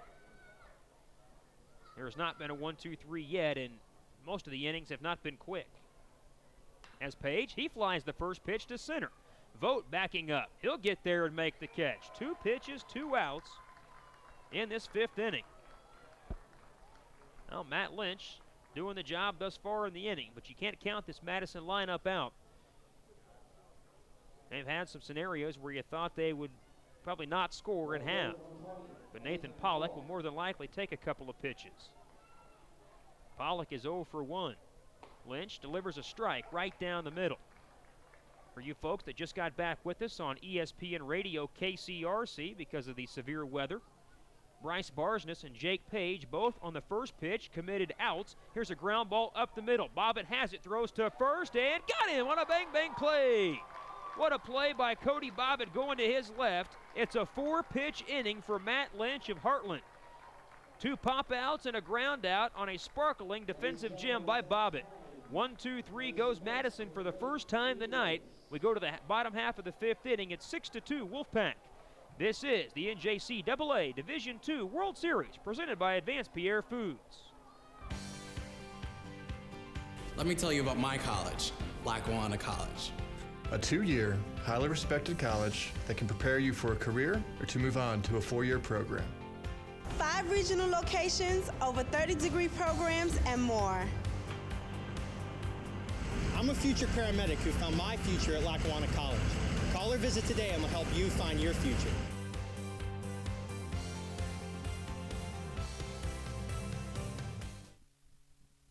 Where can a washer and dryer become a concert? Where does an old sofa turn into a new discovery? Where does a lamp become a performance or a television become a television station? Where can a mattress beautify Main Street? Only at Park Avenue Thrift, where 100% of the profits from your donations fund community endeavors, making Enid a better place, one donation at a time.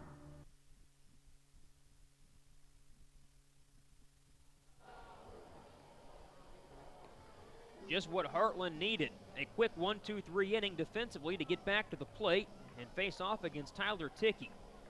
Ticky didn't have outstanding numbers coming in. He hadn't pitched all that much for a starting pitcher in the World Series. He was 5-0 and had come on lately with a couple of late wins. Just 41 innings in 11 appearances, 13 runs earned, 15 runs overall. He had allowed 40 base hits, struck out 37 and walked 10. This guy's been fairly dominant other than one bad mistake to Michael Collins. He has shut down a very good Heartland lineup. Top of the order is due up for the Hawks. That means 3 left-handers to face Tyler Ticky. Leading off is Cody Bobbitt, and Bobbitt takes a strike over the outside corner.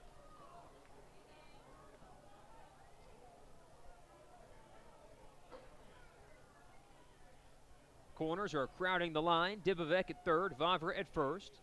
As a swing and a foul. Bobbitt just got a piece of it. Vogt and Johnson will follow if anyone can reach Filoni. Never want to count the Hawks out. They've got an offense that can score in a hurry. 30 home runs coming into the World Series. Now after Collins has shot 31. Here's the 0-2. Called strike 3. Tough pitch for Cody Bobbitt to take. And he's down on strikes. For Tyler Ticky, that is his 4th punch-out. Leadoff man gone here in the 5th inning. And it brings in Vogt. You lose this game, you got to put it right behind you and come back tomorrow at 3:30 and face Catawba Valley. If it's Heartland, that'd be a rematch from the first game of the tournament, that 9 a.m. game on Saturday. First pitch fastball inside, off the plate to Vogt. V-O-G-T, Aaron Vogt. And he takes high and outside, 2 balls and no strikes. The Hawks from Normal, Illinois. Madison College, Madison, Wisconsin. It's easy enough. The 2-0 pitch. Grounded toward first. Vavra's there, he's got it. He'll flip to the pitcher covering. Good job by Ticky to get over. 3-1 put out, 2 down. Some of the schools that are in our tournament, really easy to know where they're from. Madison College, Wisconsin, Scottsdale, Arizona, Grand Rapids, Michigan, LSU Eunice, Des Moines Area Community College, that's good enough, but Catawba Valley, Heartland, Community College of Rhode Island, Lackawanna, Western Oklahoma State. Not as easy. So with 2 away, here's Dylan Johnson. And Johnson checks his swing, fouling one into the crowd over to the left.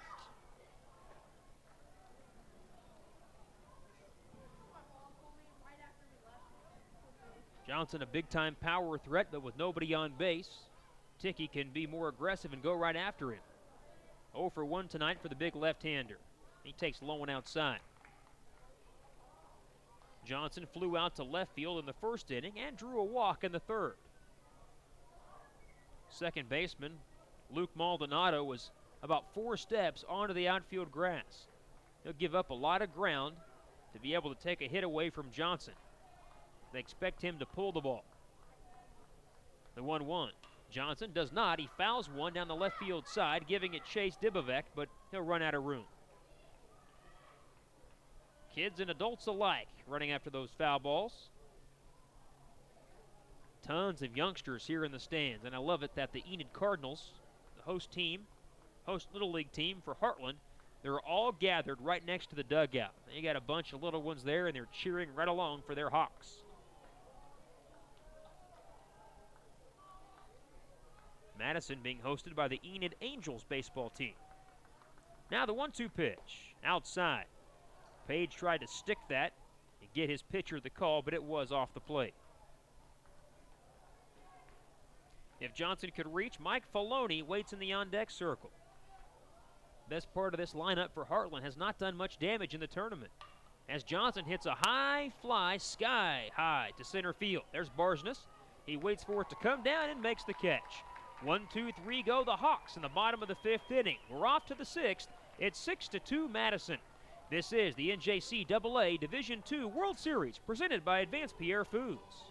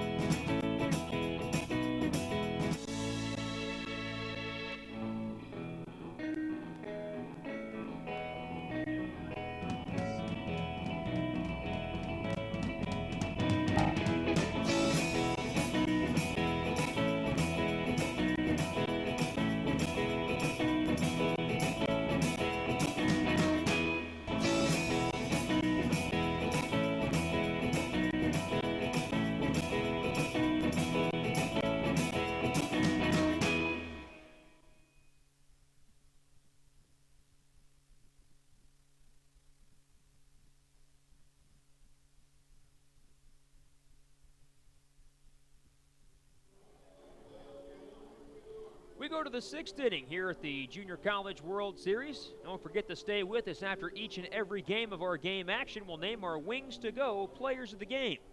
Wings to Go at the corner of Cleveland and Garriott and Enid. They are more than just their simply great wings. They've got burgers, salads, wraps, flatbreads, and a whole lot more.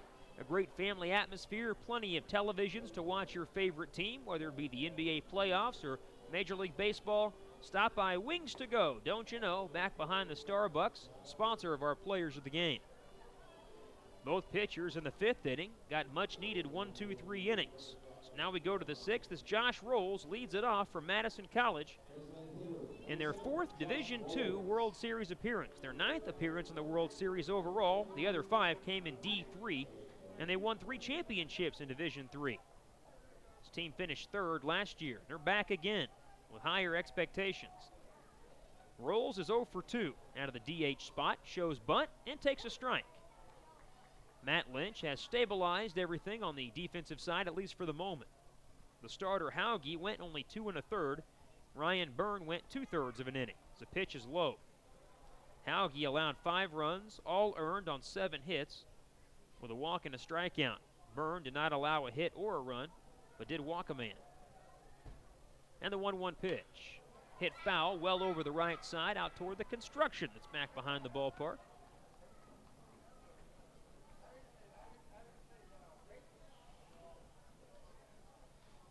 As Matt Lynch steps off the mound. He steps off again, trying to get hooked up with his catcher, Wheeland. He can't seem to find the right combination of signals. Now the 1-2. Strike 3 called. Caught him looking on a fastball right down the middle. Well, if that was the one they were trying to get signaled, it shouldn't have been that hard. But it certainly worked as Rolls down on strikes. John Daly II says he's watching the Madison Wolfpack here in the World Series. Big fan of Coach Davenport. With 1 away, the hitter is John Dibovec. He takes one up and in, leaning out of the way. That drew some oohs and ahs from the crowd, not only downstairs, but up here in the broadcast booth. That was chin music. Dibovec just spun out of there. And now he takes a strike over at the knees. The Madison third baseman is 1 for 2 with a single and a run scored. The pitch to him, in the dirt. Madison batted around in the 3rd inning, getting 4 runs on 4 hits, and it was Dibovec's single that got things started. So far tonight, 9 hits for Madison, just 4 hits for Heartland.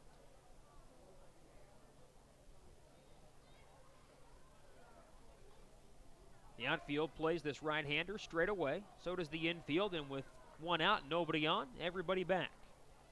Lynch is 2-1. Swung on and missed. Dibovec went after a fastball over the outside corner.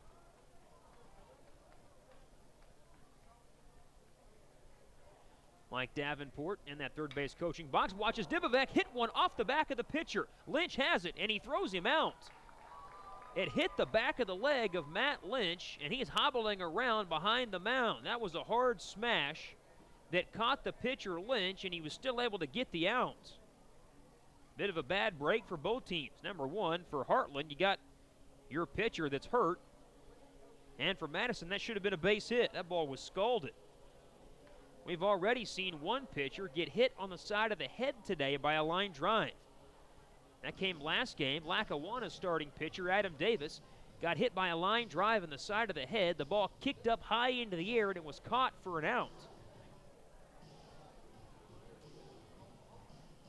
We're going to have the trainer provided by NOC Enid, the home school, the home Division II junior college institution here, come in to examine Matt Lynch. He really went down and started hobbling around. He's currently holding his left ankle. The ball must have hit him just on the inside of the left ankle. He's definitely in some pain.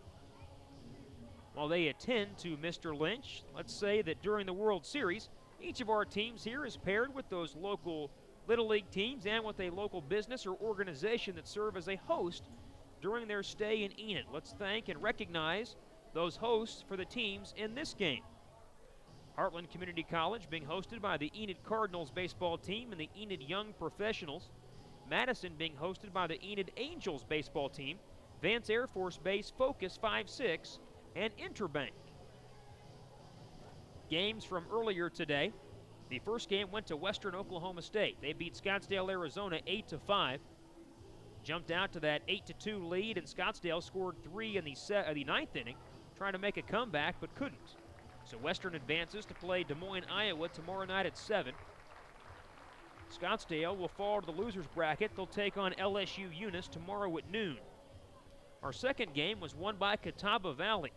They eliminated Lackawanna, Pennsylvania 11-1 in 8 innings. Had a big outburst in the top of the 8th. An 8-run outburst, in fact, and blew that game wide open to eliminate Lackawanna. And they await the loser of this game tomorrow afternoon at 3:30.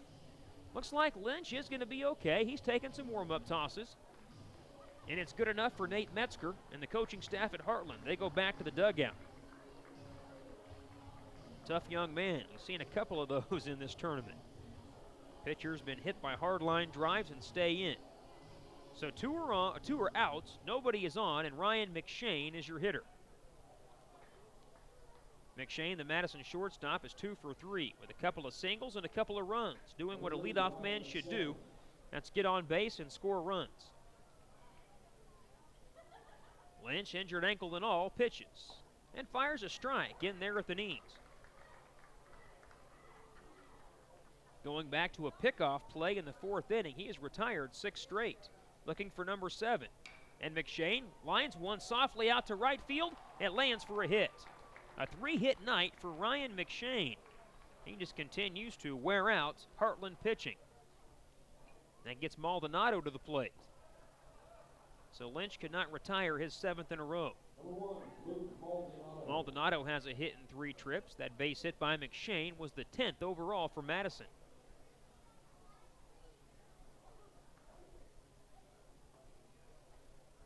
Maldonado, the speedy second baseman for the Wolfpack. A .396 hitter during the year with 28 RBIs. And he looks at one low, an 89-mile-per-hour fastball. Very fortunate here at David Allen Memorial Ballpark to have that video, or that radar gun, I should say, on the video board out in right center. Not many places have that. The 1-0. Runner goes, a hit and runs, a base hit to right field. Executed perfectly. McShane will make third, and Maldonado delivers. Just a high Baltimore chop through the right side with the runner on the move. Even with 2 outs and nobody on, Madison is a threat to score. Back-to-back base hits, and now it's Trayson Vavra's opportunity. This top part of the Madison lineup is dynamite. A 3-hit night for McShane, 2 hits for Maldonado. Vavra has a hit, an RBI, and a walk. Tenhagen has 2 hits, 2 RBIs, and a walk. Barsness with 2 hits, 2 RBIs. They're just getting it done. 6-2 Madison with a threat.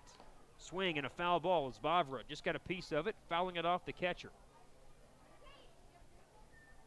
We're back on the air tomorrow just prior to noon. Hope you'll join us. Another 3-game day. Then on Wednesday is where we start to get everything pared down. 2 games on Wednesday, a couple of games on Thursday, 1 Friday, 1 Saturday. Potentially Saturday. The 0-1. Swing and a miss. Good pitch by Lynch, in on the hands of Vavra.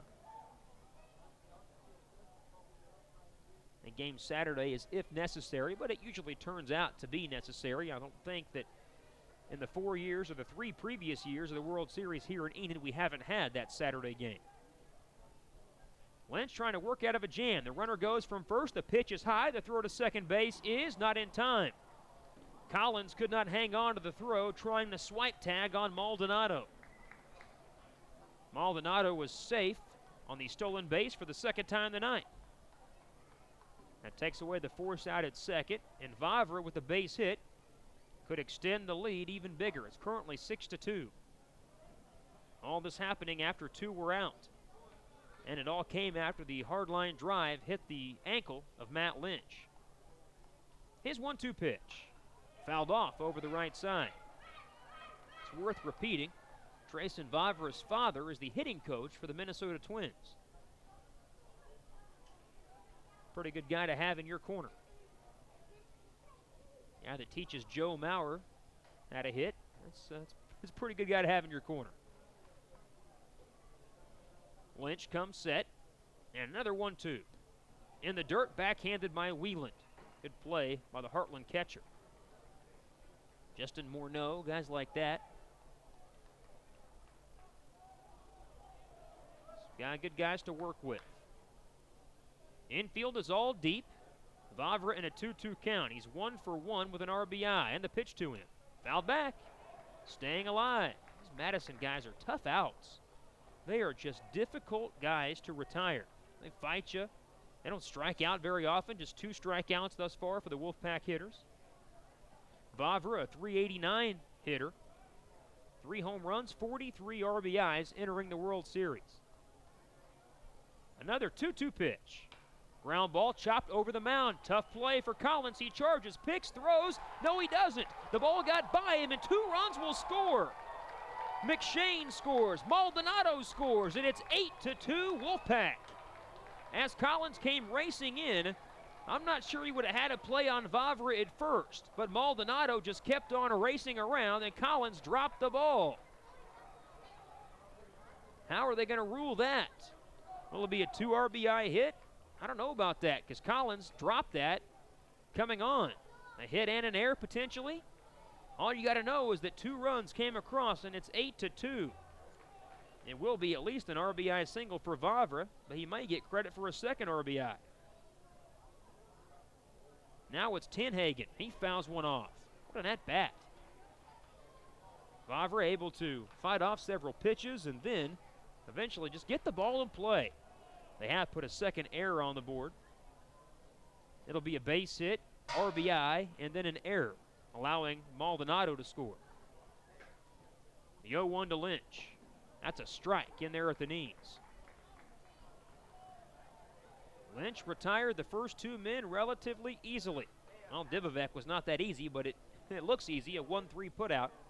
And line smash off his foot. The 0-2 pitch, a little bit low.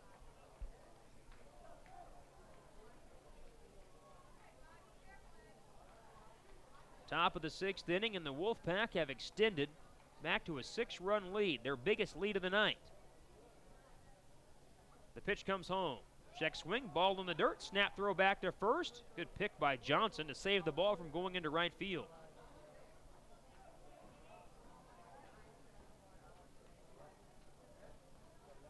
Madison knocked off the Community College of Rhode Island 7-2 in their World Series opener.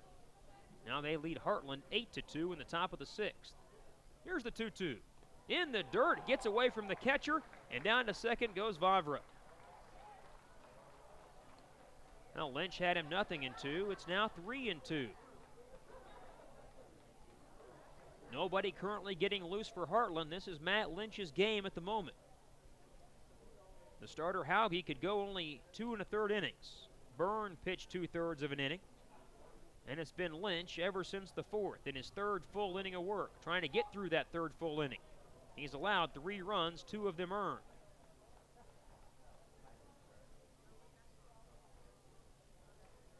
And now the 3-2. Foul ball at home plate.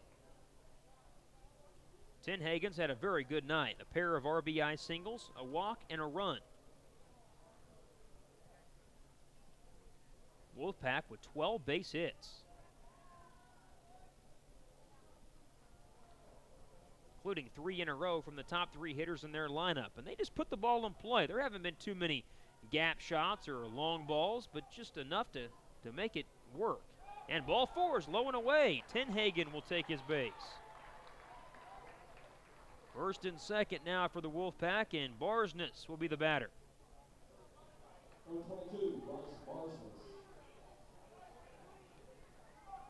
Barsness has a couple of hits, 2 RBIs, and a flyout. He's 2 for 3. Left-handed stick in the middle of a bunch of right-handers. Lynch pitches. A swing and a soft line drive. That's a hit to right field. Vavra being waved around. Here comes a throw to the plate. It's cut off. Vavra scores, and it's 9-2. 3 hits and 3 RBIs for Bryce Barsness. What a night. What a night for Madison. Things aren't done yet. Here's Jake Page. These guys are just a rally waiting to happen, and they just single you to death. Heard somebody say beat you into submission, and that's kind of what they've done.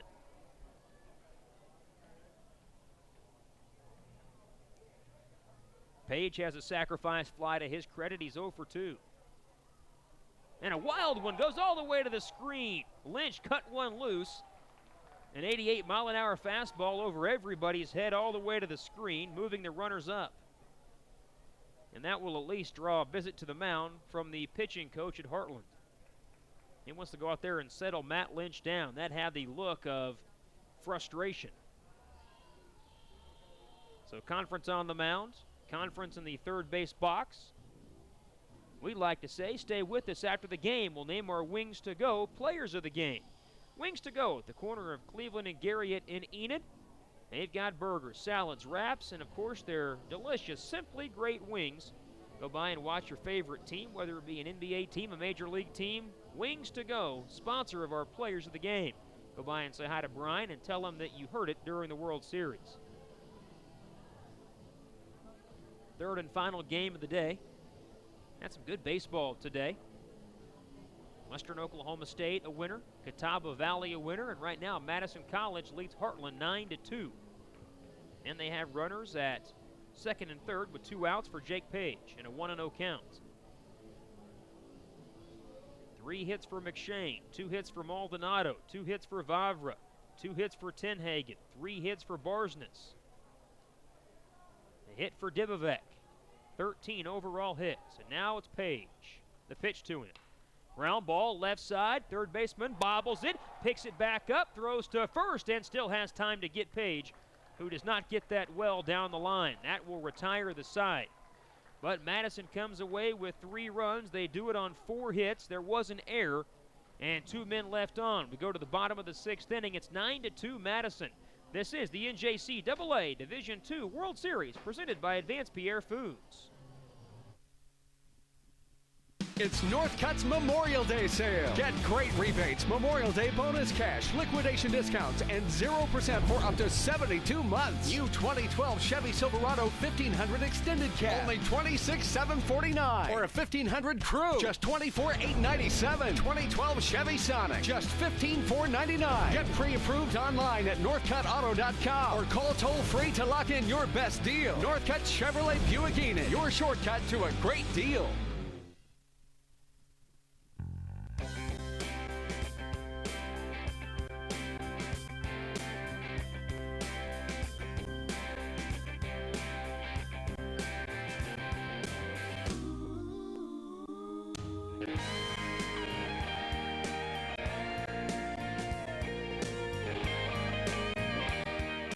To book your Enid getaway, go to visitenid.org or call 877-999-ENID.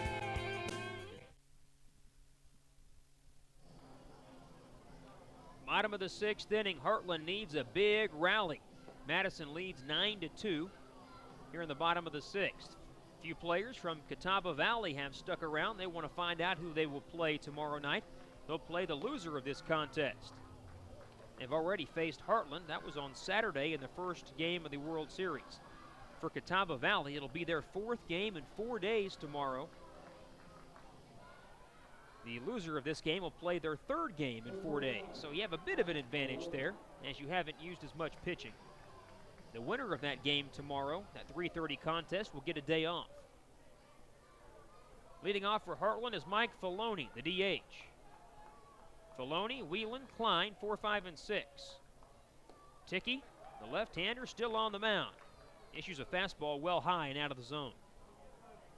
Filoni is 0 for 2 with a strikeout, and he was retired 1 unassisted as Ticky was raced to the bag on a ground ball that way. Here's ball 2. Glad to have you with us at the NJCAA Division II World Series. Our presenting sponsor is Advanced Pierre Foods, outstanding sponsor of all the wonderful sporting events we're able to bring you. There's ball 3 outside, so Ticky unable to find the strike zone. So far, he has struck out 4 and walked 2. Can he climb the ladder? He'll start with a strike. 3-1 on Filoni. Mike was the participant for Heartland during our home run derby on Friday night during the opening ceremonies. Wasn't really fair to him and the other lefties. As he takes ball 4 inside and a leadoff walk to Filoni. That night during the home run derby, the wind was blowing out of the south in from right. Oh, about 30 miles per hour.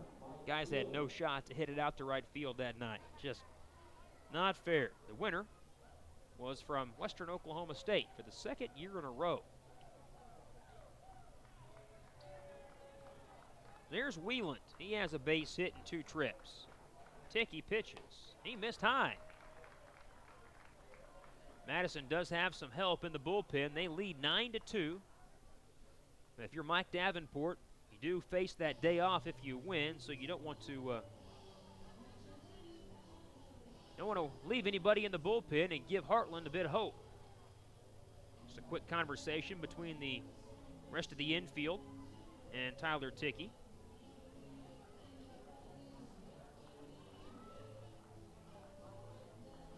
Still a pretty good crowd on hand here. Of course, it is summertime. All the schools have let out.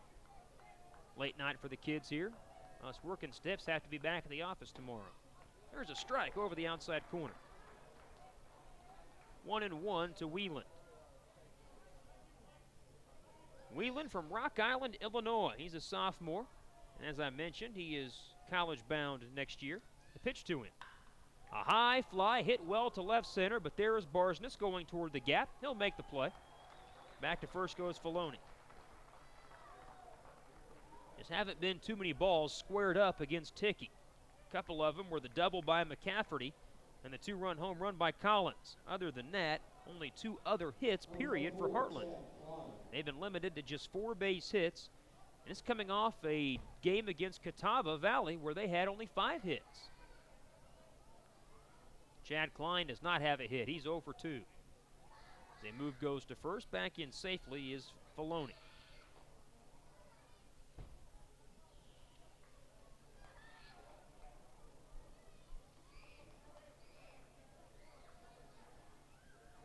Now the pitch. That's high for a ball. Klein went 0 for 3 during the first game, so he's 0 for 5 thus far in the World Series. Has drawn a walk, but he's had trouble with the strikeout. He struck out 4 times. And on 1-0, he takes it just below the knees. Called a ball. Gotta say, throughout the first 3 days, I feel like our umpires have done a really good job. I haven't seen many you would disagree with. They've done a really, really good job. There's one low, 3-0.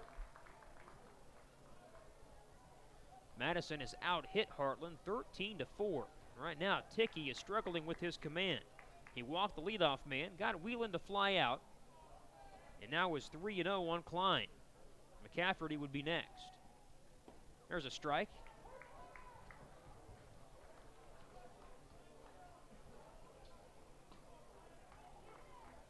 This Heartland lineup full of left-handed hitters, they've been dumbfounded by this left-handed pitcher. Move goes to first. Back in safely is Filoni. The Madison outfield will shade Klein to go the other way. Barsness has several steps into right center. And Tenhagen is playing toward the line. It's been that way all night. Very spread out. The 3-1 in the dirt. He walked him. 2 walks in the inning. 4 on the night for Ticky. And Mike Davenport will make a walk to the mound. As McCafferty is due up, will we have a new pitcher? Tyler Ticky just hadn't worked all that much throughout the course of the year. He'd only averaged about 4 innings per outing. Had a great ERA, great record, and he'll be done. He'll be pulled out of the game here in the 6th inning. He has qualified for a victory. So as Heartland has 2 runners on, One man out. We're in the bottom of the 6th. 9-2 Madison. We'll pause. This is the NJCAA Division II World Series presented by Advanced Pierre Foods.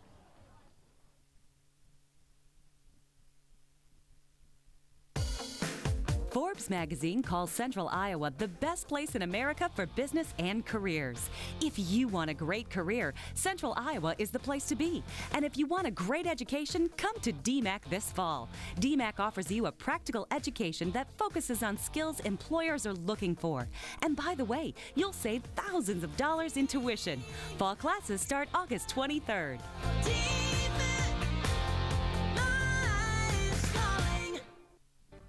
The thrill of victory on the baseball field is a direct result of the hours of practice in the batting cage and the bullpen. Bottom line, it takes hard work when nobody's watching to join your team on the big stage as you compete for a World Series title. Advanced Pierre Food Company believes in supporting all Enid sports programs and local events, and they are proud to sponsor the NJCAA World Series. Advanced Pierre Food would like to wish the players, coaches, and fans good luck in the JUCO World Series. Let's play ball from Advanced Pierre Food Company.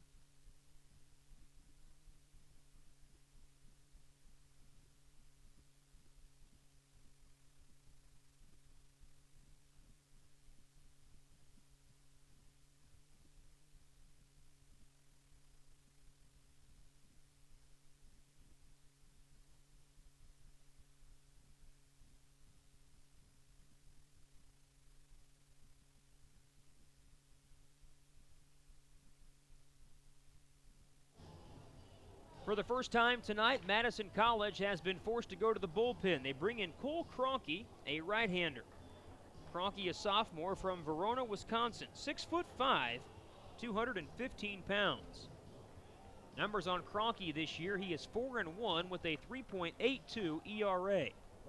12 games, 33 innings. He has struck out 24 and walked 9. He will deal to Andrew McCafferty with runners at first and second, and one man out. We're in the bottom of the 6th inning. 9-2, Madison leads Heartland. Winner's bracket game of the World Series. Kroenke pitches. High and outside, an 84-mile-an-hour fastball.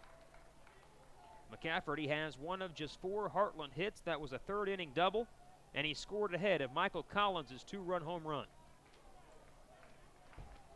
Winner gets a night off and stays in the winner's bracket. 1-0 pitch. Line drive toward third, picked on a hop. No, it's off of Dibovec. He recovers and has no play. That potentially could have been a double play, but off the end of the bat, the ball had so much spin that Dibovec did not field it cleanly. That should be an error on the Madison third baseman. That had double play written all over it. It is an error. That loads the bases up with just one away for Andre Cepena. This game could change in a hurry. Currently a big lead for Madison, but if Cepena can get a base hit, all of a sudden we'd have a brand new ball game. 2 walks and an error. As Kroenke is ready, he pitches. A strike right down the middle.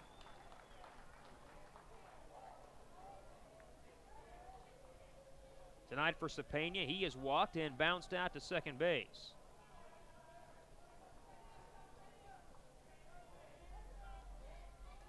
Double play is what Madison looks for as a pitch is up and in.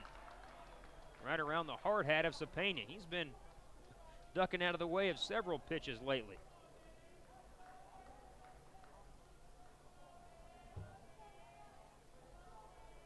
Nine to 2 Madison. Bottom of the 6th inning, Heartland trying to fight back. The 1-1 pitch. Just inside.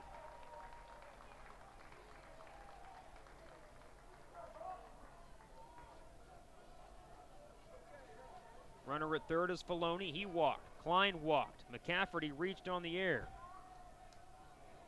And the 2-1 pitch. Swing and a tapper foul near the Heartland dugout. Collins waits next. Bottom part of the Hawk lineup, but a lineup that bats .339 collectively. They, however, have struggled during the World Series. Kroenke off the first base side, comes set, checks, and pitches. just missed with a breaking ball a little bit above the belt.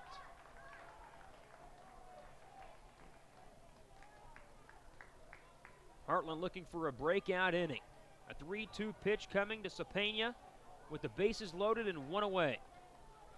The long, tall right-hander sets himself. He checks. He pitches. Swing and a miss. He struck him out.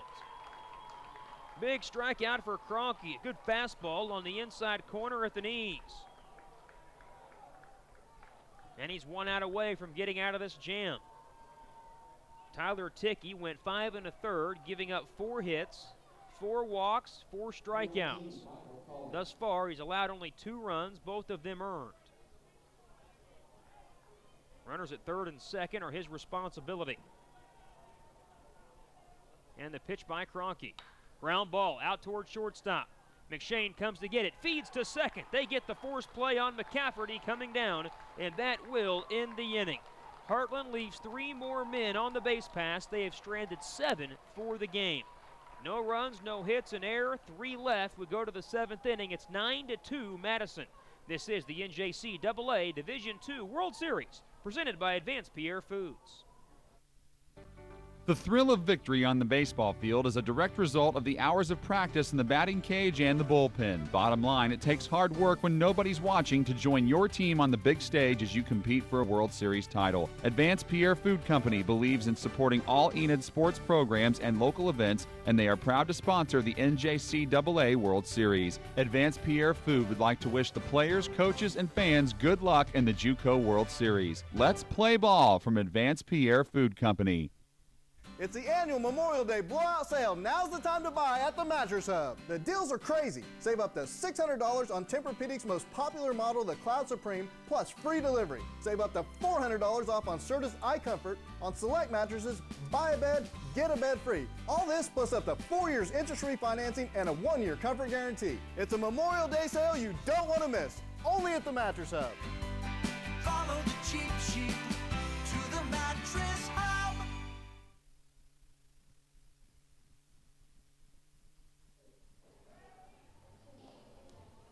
Everything has gone the way of Madison College tonight. Ever since that big 3rd inning where they scored 4 runs, opened up the big lead, and they have been a front runner the entire way. Heartland's going to go back to its bullpen. Matt Lynch will be done for the night, and a left-hander has come on, Ryder Bore. Bore is from Wilmette, Illinois, 6 foot, 185 pounds. He takes over. He's the 4th pitcher of the night. It was Hauge, Byrne, Lynch, now Bore. He'll deal with Nathan Pollock, the 7th place hitter, and Pollock takes the ball low and outside. Get you the numbers on Bore momentarily. The 1-0. Swing and a miss, way out in front of a breaking pitch. Bore is 1-2.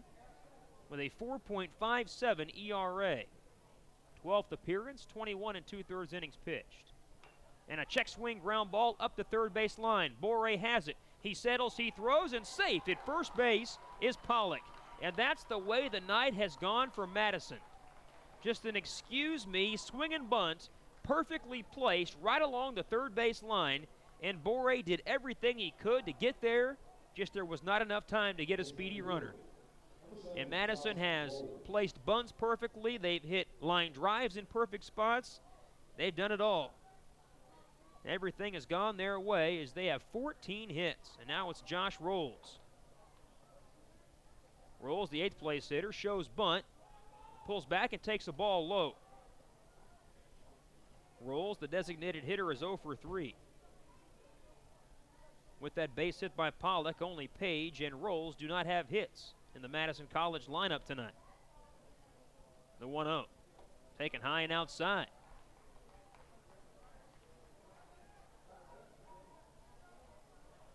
Not what Heartland expected when they came to the ballpark tonight. They have just been singled to death, basically. The 2-0. A strike down the middle.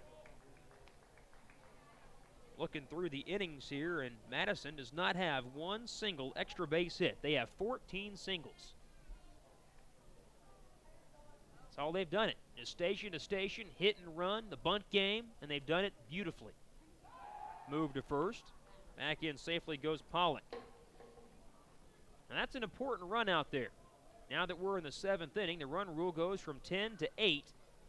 And if Madison could push that guy across, they could be in run rule territory. Here's the ball bunted back toward the mound. Catcher calling for it. Whelan will fire to first and just gets Rolls, who gives up his at-bat to move that important run to scoring position. You say, well, why just get that one run? You get to a point like this, and if you can get a run rule, you will take it every time, even if you have a day off. The less pitching you have to use when you try to win a championship, you'll take it. Here's John Dibovec, the third baseman. He has a hit in 3 tries. As Boré pitches, the runner goes for third, swing and a miss, and he'll make it with a headlong slide and no throw. Boré never looked. Nathan Pollock back to the bag. He just took off and swipes third base. Another stolen base from Madison. They have 4 tonight. And here comes the Heartland pitching coach to talk with Boré and the rest of the infield. The Hawks are going to have to bring the infield in all the way around to cut that run off at home plate. But there are some things I guarantee you Nate Metzger and the rest of that coaching staff hasn't seen all year long from their team. Heartland came in at 52-6, and they have been out-executed in almost every facet of the game by Madison. Madison's played this game almost to perfection. A couple of teams that were here last year never faced each other. Madison finished 3rd. Heartland finished 1-2.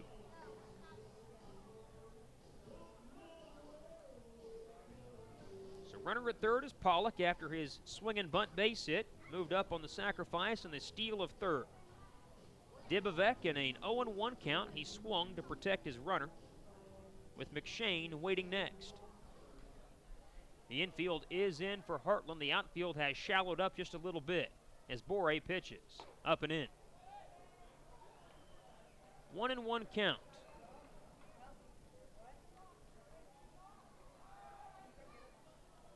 Boré is the 4th pitcher of the night. Here's the 1-1 pitch. A strike, a good curveball, catches the inside corner. Matt Lynch went the longest. He was the 3rd pitcher, went 3 innings. He allowed 4 runs, all of them earned. And on 1-2, Dibovec swings and strikes out. Big overhand curve by Boré, and that's out number 2. His first punch out and just the 3rd strikeout by Madison hitter tonight. So now it's Ryan McShane. He's had a great night, a 3-hit night for McShane. 3 hits, 3 runs, a stolen base, and a teammate at 3rd. He tries to bunt and misses at that bunt.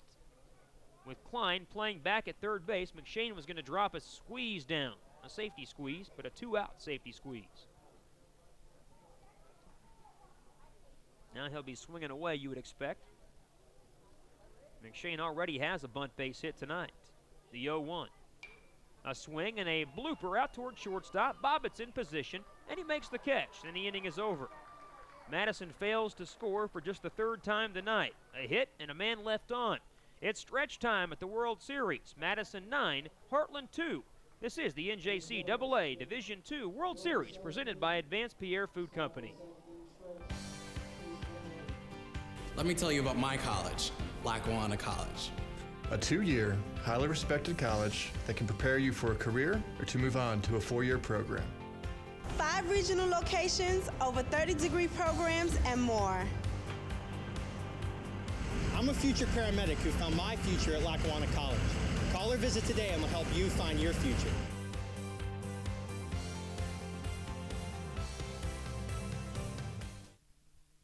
It's Northcutt's Memorial Day sale. Get great rebates, Memorial Day bonus cash, liquidation discounts, and 0% for up to 72 months. New 2012 Chevy Silverado 1500 extended cab, only $26,749. Or a 1500 Crew, just $24,897. 2012 Chevy Sonic, just $15,499. Get pre-approved online at northcuttauto.com or call toll-free to lock in your best deal. Northcutt Chevrolet Buick Enid, your shortcut to a great deal.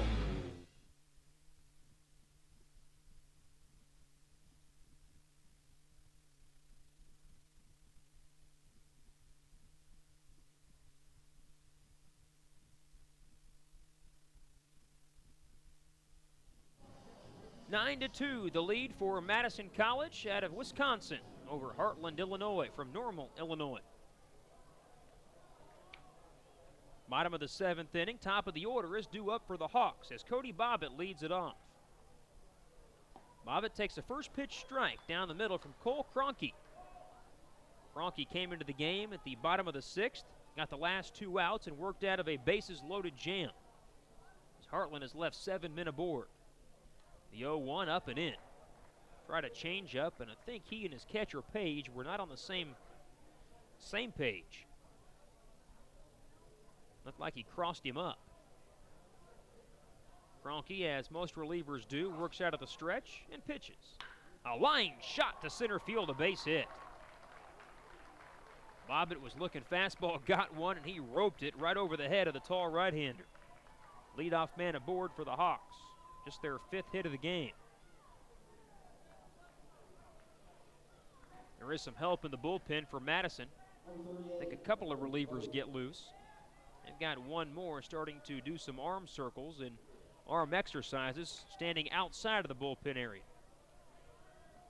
But with Bobbitt aboard, here is Aaron Vogt. Vogt was our player of the game after the win over Catawba Valley. We'll hand those out again following the action tonight. He takes a strike from Cronky over the outer half. Johnson waiting in the on-deck circle. 1 in the 1st, 4 in the 3rd, 1 in the 4th, 3 in the 6th for Madison. Just a 2-run 3rd inning for Heartland. That was on a 2-run homer by Michael Collins, one of the least likely candidates to go deep. Collins had come in hitting just over 200.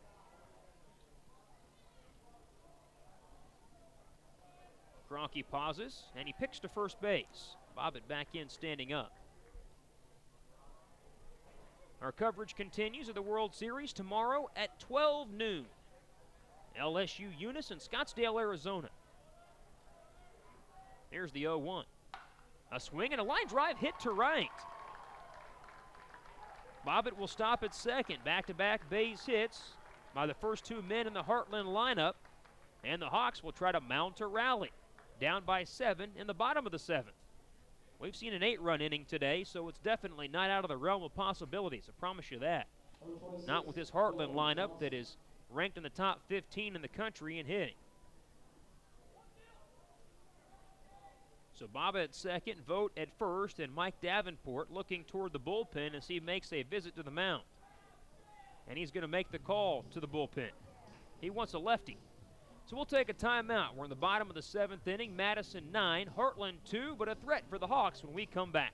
This is the NJCAA Division II World Series presented by Advanced Pierre Foods.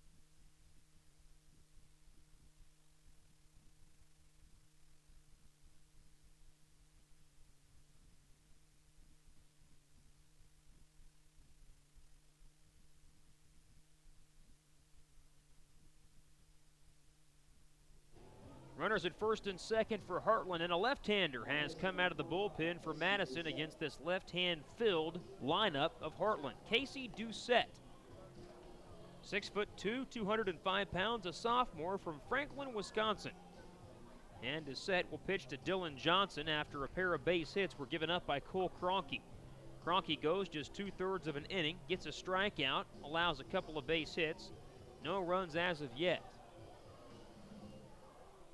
The starter was Tyler Tickey. He was a left-hander and really shut down this left-handed lineup of Heartland.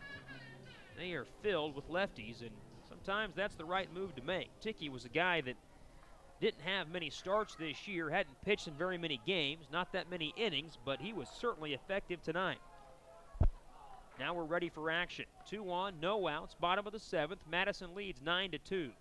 And the pitch to Johnson is high for a ball.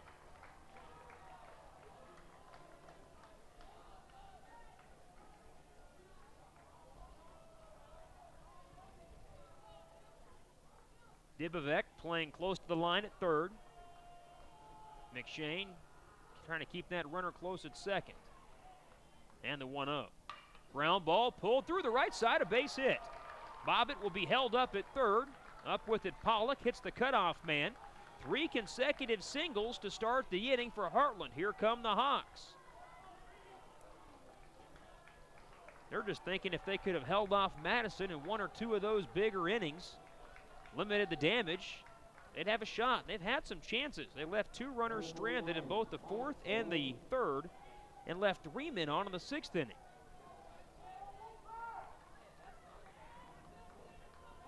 So now it's Mike Filoni, another left-hander.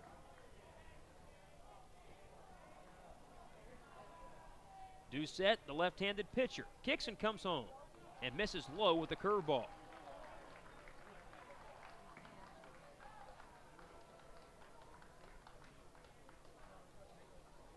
Long one here could make things interesting.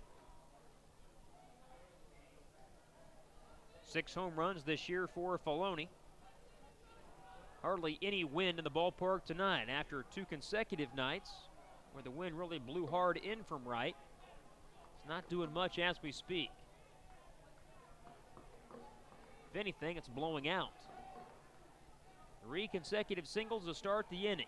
Doucette checks on the runners and pitches. And he missed, low and outside with the fastball.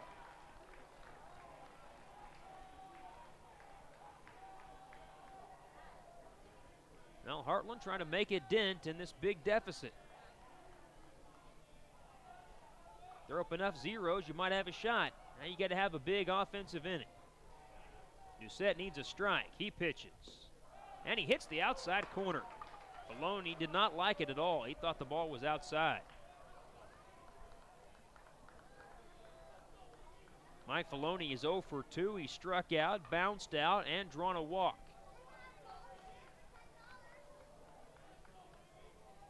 Two hits so far in the World Series. They both came on Saturday. And he takes high, a 3-1 count. Another left-hander, Whelan, waiting next. Madison has activity in the bullpen. Like a left-hander is playing catch. Don't want to walk a run in. Still nobody out. Doucette pauses and pitches.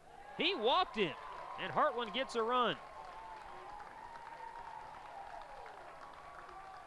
An RBI for Mike Filoni on his 2nd walk of the evening.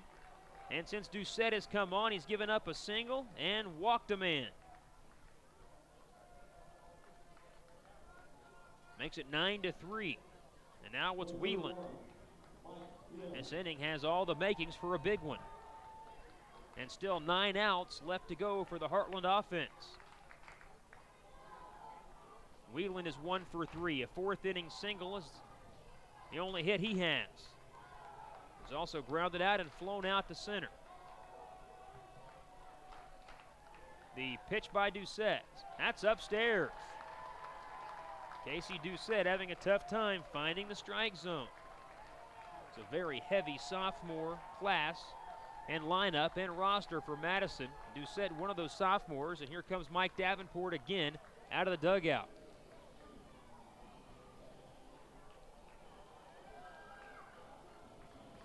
Coach Davenport has made the call to the bullpen again, I believe.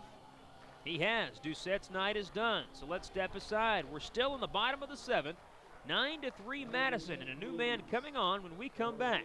This is the NJCAA Division II World Series, presented by Advanced Pierre Foods.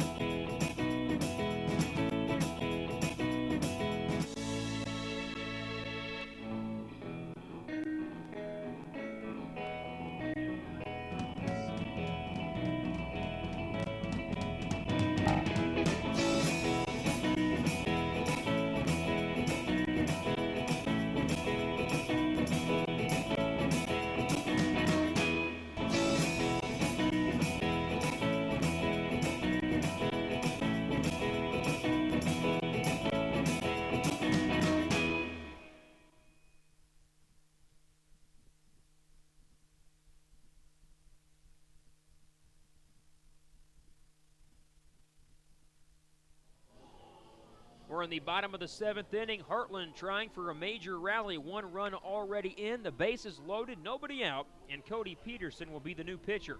Stay with us after each and every game of the Junior College World Series. We'll name our Wings to Go players of the game. Wings to Go at the corner of Cleveland and Garriott in Enid.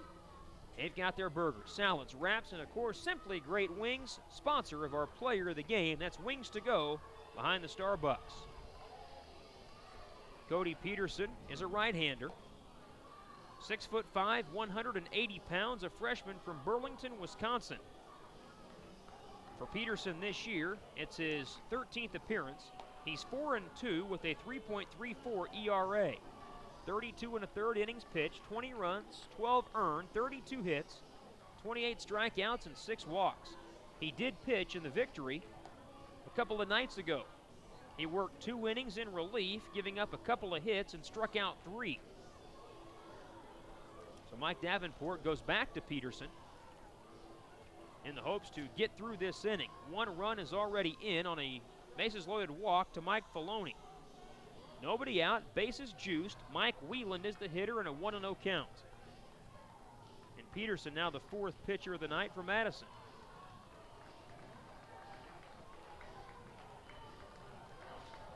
Wheeland 1 for 3 overall. Finally getting to face a right-hander. Peterson pitches. Swing and a miss. Had him out front on a 78-mile-an-hour changeup.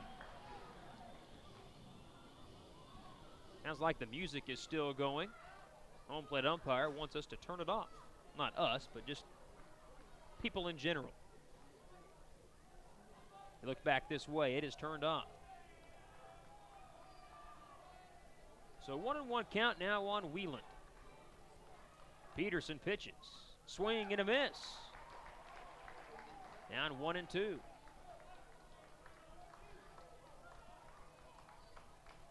Madison could use a strikeout. Wheeland is trying to hit something in the gap and keep this inning rolling. Heartland up to 7 hits. They trail by 6 runs. That tying run, still a couple of men into the dugout. The 1-2 pitch. Fly ball foul down the left field side. That'll get out of play. Dibovec went and gave it a chase. Ran out of room. Winner of this game gets a well-deserved day off. It'd be their 2nd day off so far in the tournament. That's why the top part of the bracket's a great spot to be. The loser has to come back tomorrow afternoon and play the 3:30 game against Catawba Valley. Peterson needing a strikeout or a double play. The pitch. Fouled off again. A piece of hitting by Wheeland to spoil that one.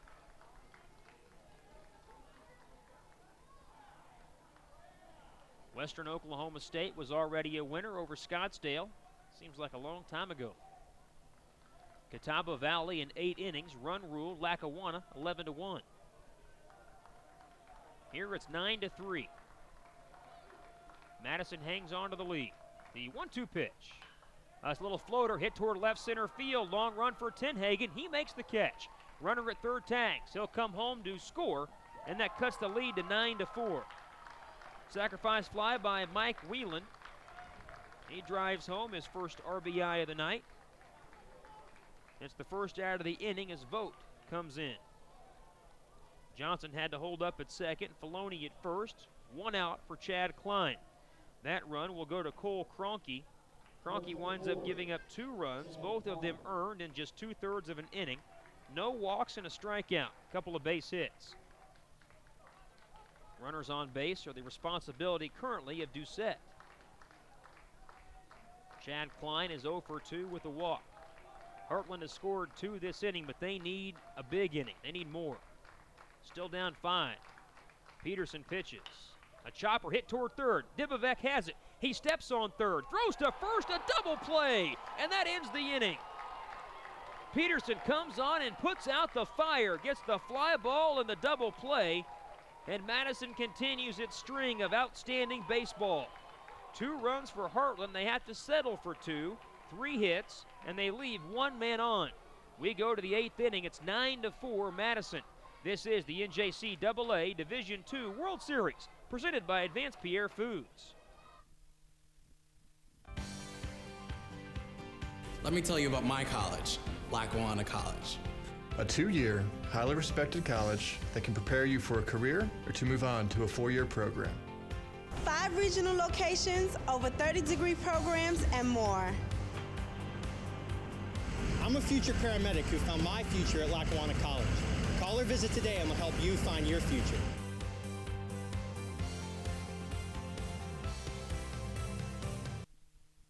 It's the annual Memorial Day blowout sale. Now's the time to buy at the Mattress Hub. The deals are crazy. Save up to $600 on Tempur-Pedic's most popular model, the Cloud Supreme, plus free delivery. Save up to $400 off on Certus iComfort. On select mattresses, buy a bed, get a bed free. All this plus up to 4 years interest-free financing and a 1-year comfort guarantee. It's a Memorial Day sale you don't want to miss. Only at the Mattress Hub.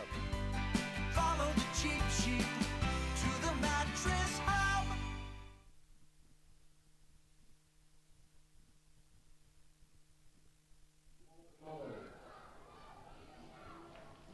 Nice crowd has hung around as we go to the 8th inning. Madison College leads Heartland 9-4 in a big-time double play and a big bullpen effort by Cody Peterson to get through that inning. He came into the game, no outs, bases loaded. Sacrifice fly, double play, no big deal. First pitch fastball is a strike to Luke Maldonado. Ryder Boré stays into the game. Boré in the 7th gave up a base hit, but that was all. Stranded a runner at third. Batter shows bunt. Maldonado tried to pull it back, but he stayed around, says our home plate umpire. Didn't get it pulled back in time. 0-2. Maldonado, Vavra, Tenhagen. The 0-2 pitch in the dirt. This part of the lineup has been absolute nails for Madison. Maldonado is 2 for 4. Vavra is 2 for 2. He's been on 3 times. Tenhagen is 2 for 2 with 4 times being on base. And Maldonado now on again as he's hit by a pitch. A big sweeping curveball plunks him on the front foot, and Luke Maldonado reaches for the 3rd time safely. First time a Madison hitter has been hit by a pitch. Walks haven't been a huge issue. 4 combined walks through 4 pitchers. Only 1 hit batter, and Madison, they don't strike out. Only 3 strikeouts. They've collected 14 base hits. They singled Heartland to death, all singles, no extra base hits. As now Vavra will step in. Boré pitches and fires a strike in at the knees. As I mentioned, Vavra 2 for 2 with a 1st inning and 6th inning single. Has a couple of RBIs, a sac fly, and a walk. A little bit of everything from Trayson Vavra. It's time called. Cepena gives up the entire left field line. Madison trying to get back a run or more that they allowed on the bottom of the 7th. Here's a fastball outside. So 1-1 on Vavra. Mike Davenport flashing the signals down the 3rd base line. Saw an interview with him prior to the World Series. Said this team's a little bit different than last year's squad, but every year is. As Vavra swings and misses. Got a different attitude. Everyone takes on a different personality because guys come and go, and that's definitely the case at two-year colleges or institutions. You're always fluttering guys in and out. Move to first, back in safely, standing up Maldonado.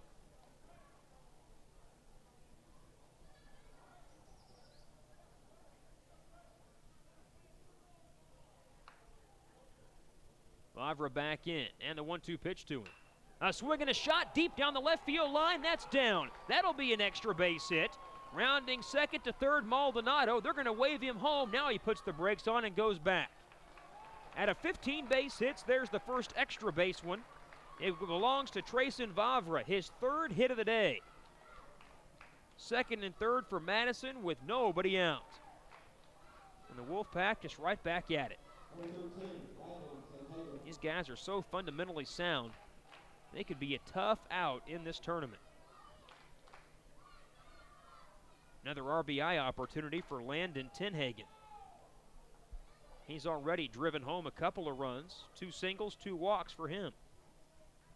Second and third, no outs for Madison. And the infield in for Heartland. A ball low and outside.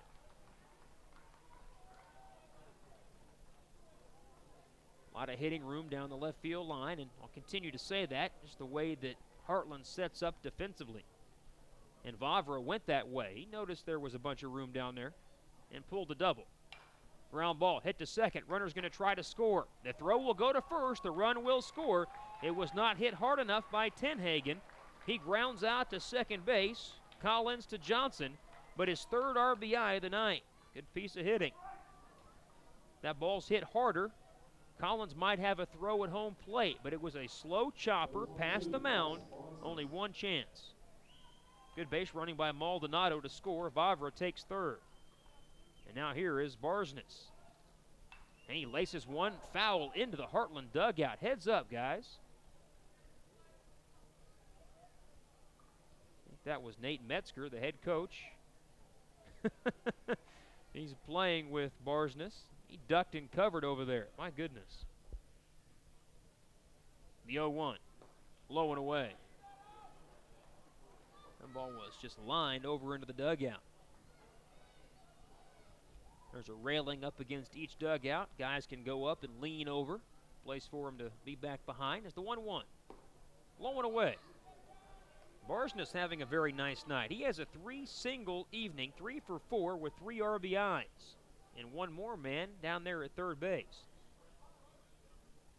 The 2-1. Curveball, a strike. A big floater by Ryder Bore. Able to get that pitch over. So 2-2 on Barsness with Page waiting next. Bore needs the strikeout. His 2-2 offering. High and wide. We go full.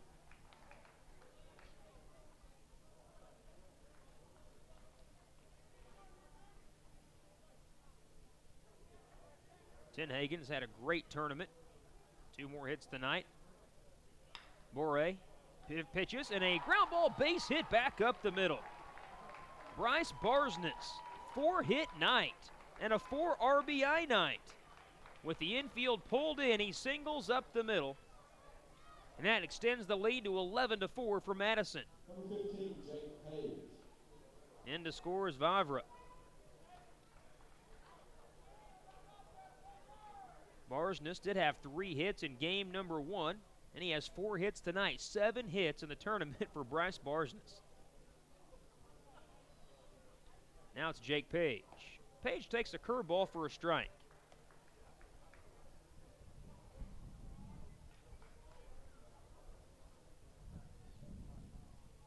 Center fielder vote shaded toward the right center field alley. Page without a hit. He's 0 for 3. And he takes a curveball right in there. One thing that Page has done, he does have an RBI on a sacrifice fly. Another fly out to center and a couple of groundouts. Runner at first, the 0-2 pitch. Way high out of the zone. Wheeland had to step out of his crouch and reach up into the air to save it from going to the screen.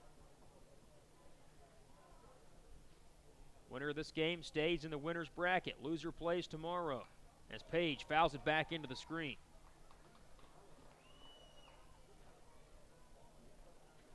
You play at 3:30 if you lose. If you win, take a night off, play again Wednesday at 7. It's the shortest path to the championship. The 1-2 pitch. Page reaches for one and fouls it off, spoiling a good curveball by Ryder Bore. Hauge started. He went 2 1/3, 7 hits, 5 runs, a hit or a walk, and a strikeout. Byrne went 2/3 of an inning with a walk. Lynch 3 innings, 4 runs, 6 hits. And a curveball's low. 2-2 now on Page. Jake was a key part of the Madison team last year, back for his sophomore season. He's out of Madison, Wisconsin, a homegrown kid. 6'1", 225. And the pitch to him. Line down the right field line, foul.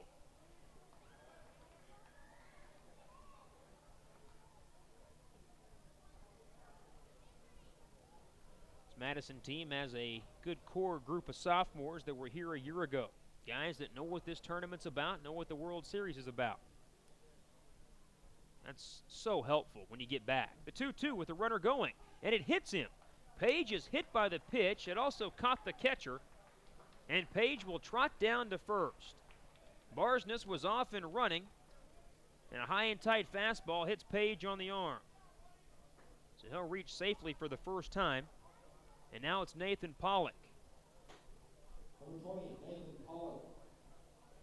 Pollock has a single, a walk, and a couple of groundouts, 1 for 3. 16 hits, 11 runs for Madison. Only one of those hits an extra base hit. It was the double this inning by Vavra.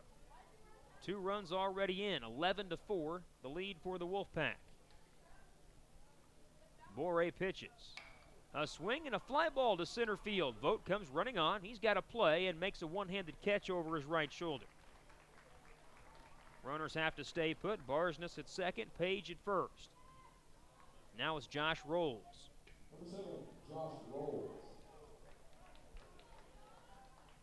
There is some activity in the Heartland bullpen down the left field line. Rolls is 0 for 3. He's laid down a sacrifice bunt. He and Page are the only 2 Madison starters that don't have a hit. Bore had stepped off. Now he's back on, ready to get going. 2 on, 2 outs, top of the 8th inning. Winner's bracket contest. And the pitch is grounded slowly toward third. Klein comes to get it. He'll throw to first and gets him. That'll end the inning. Couple of runs, though, for Madison. They do it on 2 base hits. Couple of hit batters, and they leave 2 men on. We go to the bottom of the 8th. Madison 11, Heartland 4. This is the NJCAA Division II World Series, presented by Advanced Pierre Foods. Hey, Monique, wait up. Manny, good to see you. Wow, great outfit. I got it on Park Avenue. Park Avenue? You're a classy lady, Monique, but can you afford to shop on Park Avenue? You can if it's Park Avenue in Enid, Oklahoma. I got this outfit for only $5 at Park Avenue Thrift. Park Avenue Thrift? What's that? It's a thrift store in the 500 block of South Grand, right on Park Avenue. They have anything you could want, even outfits like this one at ridiculously low prices. Is it exclusive? Can you get me in, Monique? Of course, anyone can shop there. That's why they call it Enid's own community thrift store. And the best part is that 100% of the profit is given back to the community. Would you like to go with me? It's just up the street. I'm no dummy. Let's go.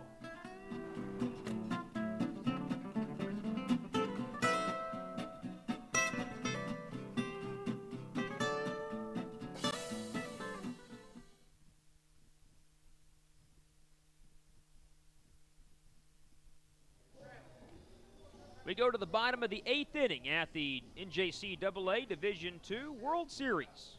11-4, the lead for Madison College. They have been very methodical and have just put so much pressure on Heartland tonight. A run in the third, a run in the first, 4 in the third, 1 in the fourth, 3 in the sixth, and 2 in the 8th. Heartland picked up 2 in the third and 2 in the 7th. They'll have the bottom third of the lineup due up against Cody Peterson. Heartland had themselves a rally. They were down 9-4, had the bases loaded, and nobody out. And Peterson came on, got a fly ball to left, and then a double play. Second appearance in the World Series for Peterson. Pitched a couple of innings in that victory over Rhode Island on Saturday.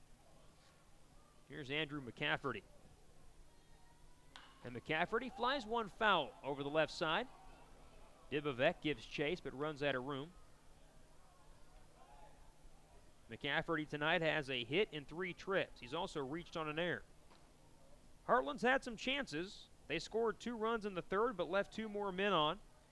Left 2 on in the 4th inning and failed to score. Left the bases loaded and failed to score in the 6th. The 0-1. Popped up but foul, and that should reach the stands and will. Ball lands in an empty seat. Might have carried him back and caught a woman in the back of the head. Ouch. At least it was on the bounce. She's asking the guy next to her, might be her son, why the heck didn't you knock it down?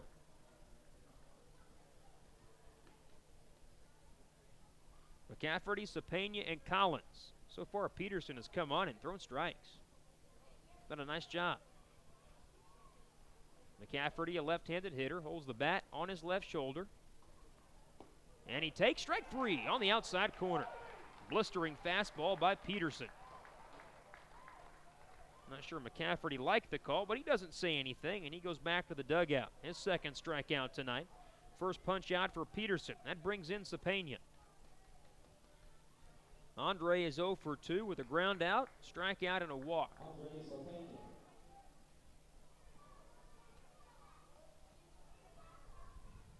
Peterson, the tall, lanky right-hander, pitches. Fell back into the screen. See the dust fly off of that screen as the foul ball hit it.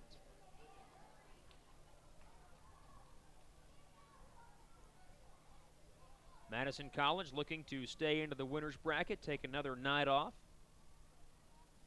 The winner of this game plays either Western Oklahoma State or DMAC, as a pitch is high, 1-1. That game is tomorrow night at 7, with the winner of that one playing Wednesday night at 7 against the winner of this one. That'll be game number 15. That's when we know you're getting deep into the tournament. Fastball just outside to Cepena. A ball and a strike. Game we're currently watching is game 10. Night number 3. We're more than halfway home. The pitch. A strike right through there.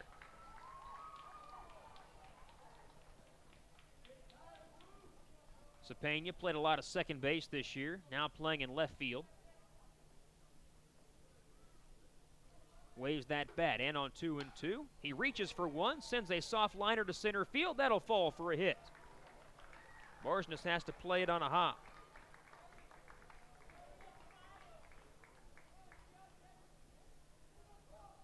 First base hit for Cepena, and the 8th hit for Heartland. When they picked up hits tonight, they've come in bunches. They had 3 in the 3rd inning, scored 2 runs, 3 in the 7th inning, and scored 2 runs. Michael Collins is the batter. Collins has a 2-run home run, bounced into a fielder's choice, and flown out to center field. The first one to him is right down the middle, a called strike.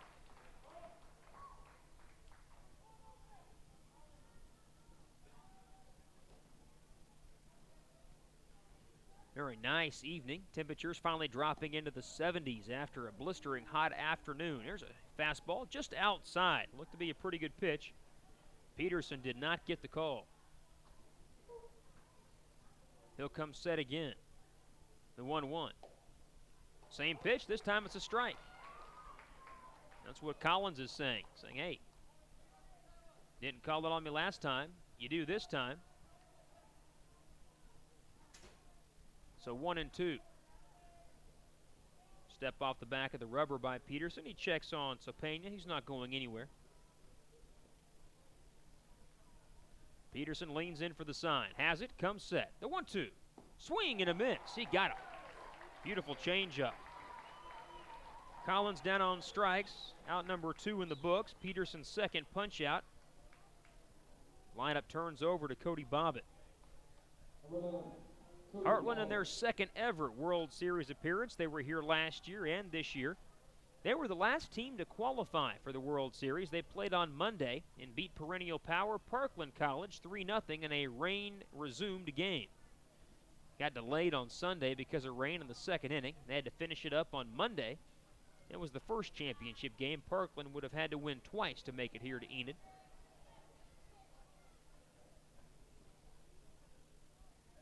Get preparations ready, and they finally made it here and won their first game, and right now down by 7 runs as Bobbitt takes a strike over the outside corner. Cody has 2 of the hits for Heartland. He's 2 for 4 with a run scored. The 0-1. Ground ball pulled to first. Right there is Vavra. He'll take it to the bag himself, and the inning is over. A hit and a man left on. That's all for Heartland in their 8th inning. We go to the 9th. It's Madison 11, Heartland 4. This is the NJCAA Division II World Series, presented by Advanced Pierre Foods. It's Northcutt's Memorial Day sale. Get great rebates, Memorial Day bonus cash, liquidation discounts, and 0% for up to 72 months. New 2012 Chevy Silverado 1500 extended cab, only $26,749. Or a 1500 Crew, just $24,897. 2012 Chevy Sonic, just $15,499. Get pre-approved online at northcuttauto.com or call toll-free to lock in your best deal. Northcutt Chevrolet Buick Enid, your shortcut to a great deal. The thrill of victory on the baseball field is a direct result of the hours of practice in the batting cage and the bullpen. Bottom line, it takes hard work when nobody's watching to join your team on the big stage as you compete for a World Series title. Advanced Pierre Food Company believes in supporting all Enid sports programs and local events, and they are proud to sponsor the NJCAA World Series. Advanced Pierre Food would like to wish the players, coaches, and fans good luck in the JUCO World Series. Let's play ball from Advanced Pierre Food Company.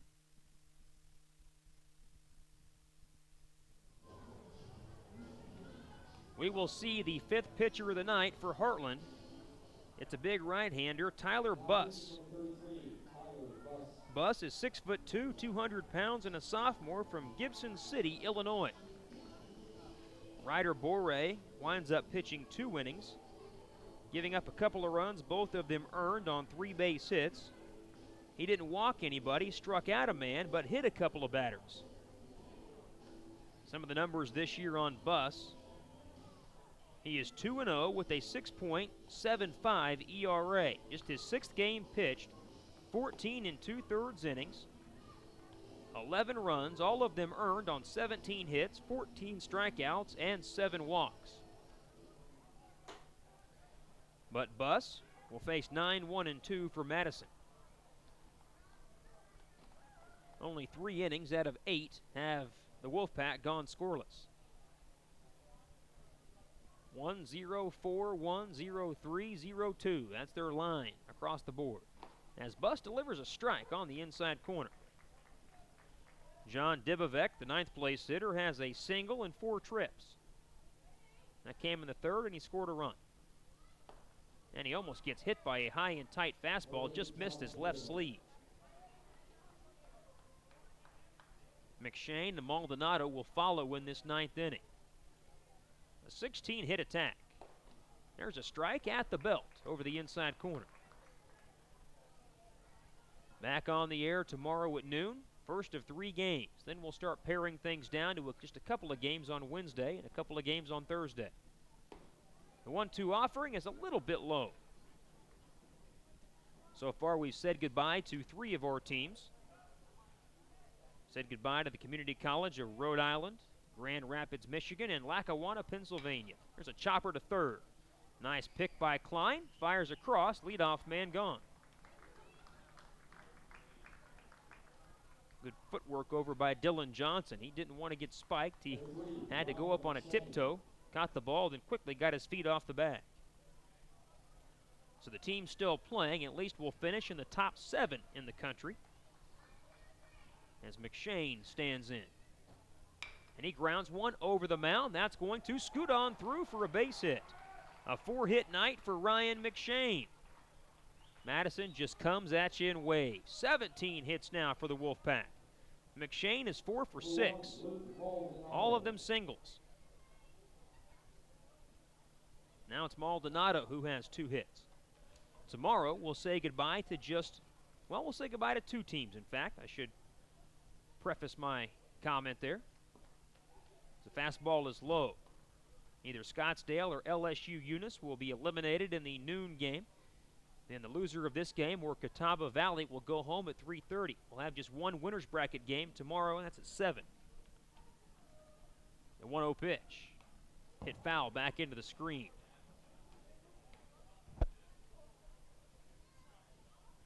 So if you win this game, you're guaranteed to finish in the top 4.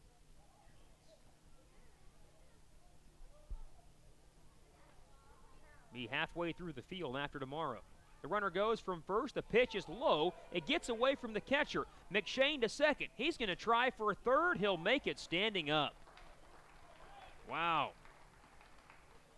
That ball ricocheted off of the catcher, kicked high into the air. Wound up going back to the screen. McShane, who steals second, moves to third on the wild pitch.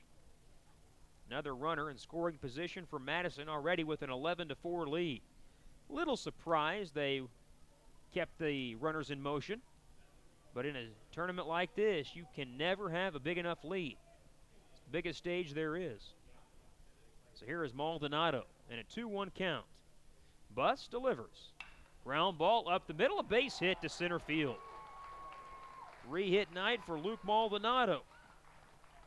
He has his first RBI. In to score is McShane. It's 12-4. That'll get Trayson Vavra to the plate.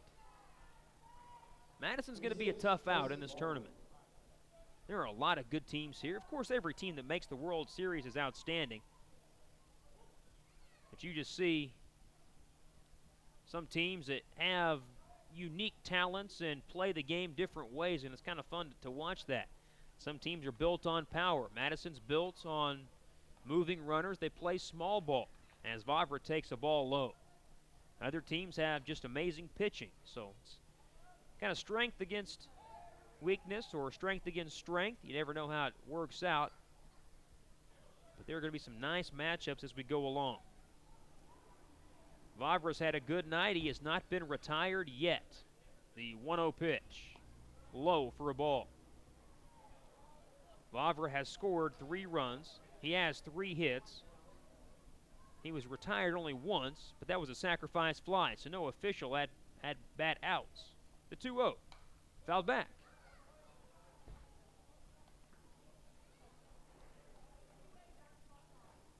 Mike Davenport down the third base line, still giving signals. This team's not going to quit trying to move runners and do the little things. That's how they score runs to begin with. Vavra in a 2-1 count. The runner bluffs going, and Vavra takes it low. With Tyler Buss, the 5th pitcher of the night for Heartland. Boré went 2 innings, giving up 2 runs on 3 hits, no walks, and a strikeout. Another move to first. Back in safely is Maldonado. You look to the bottom of the 9th, it'll be 2, 3, and 4 due up for the Hawks. They're going to have a major uprising to come back in this one.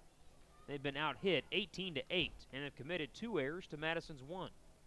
The 3-1 pitch, a strike at the knees.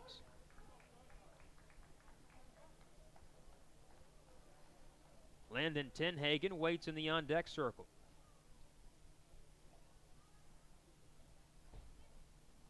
What a night for these Madison College Wolfpack. McShane with 4 hits, Maldonado with 3 hits, Vavra has 3 hits, Tenhagen has 2 hits, Barsness has 4 hits. Those are the top 5 guys in your lineup. The 3-2 pitch.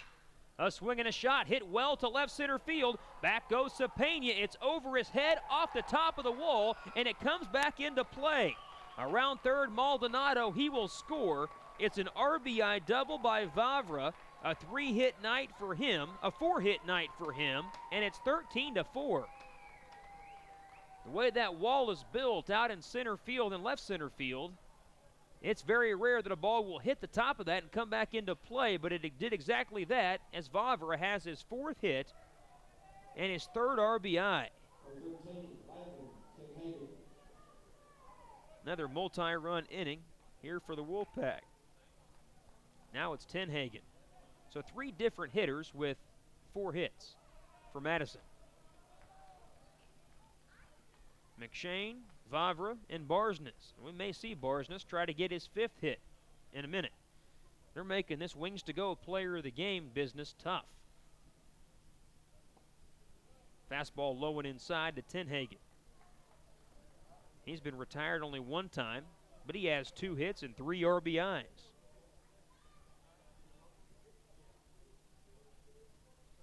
Bus is set, and the 1-0. That's at the knees for a strike.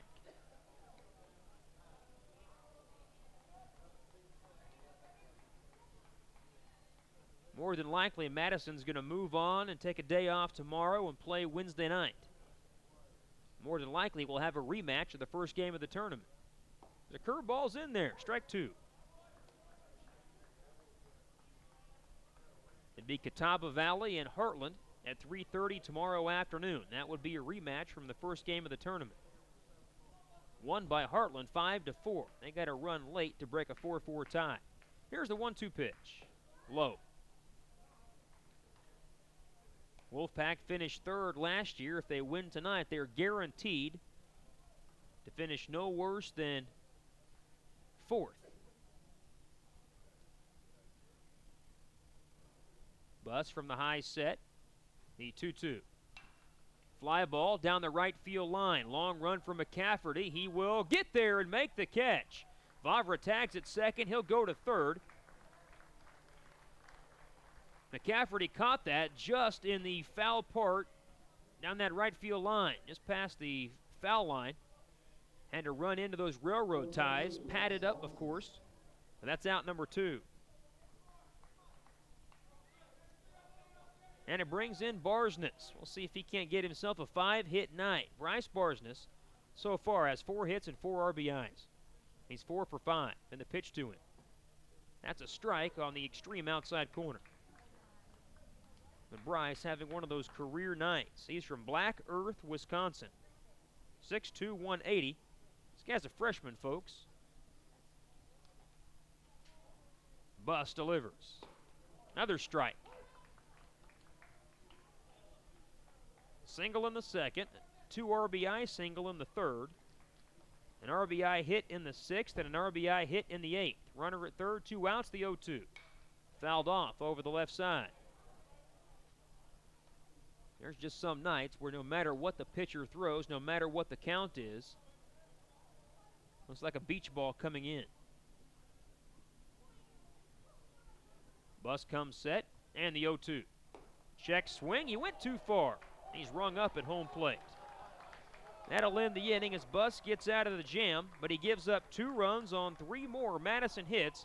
They strand another man. We go to the bottom of the 9th, last chance for Heartland. Madison leads it 13-4. This is the NJCAA Division II World Series, presented by Advanced Pierre Foods.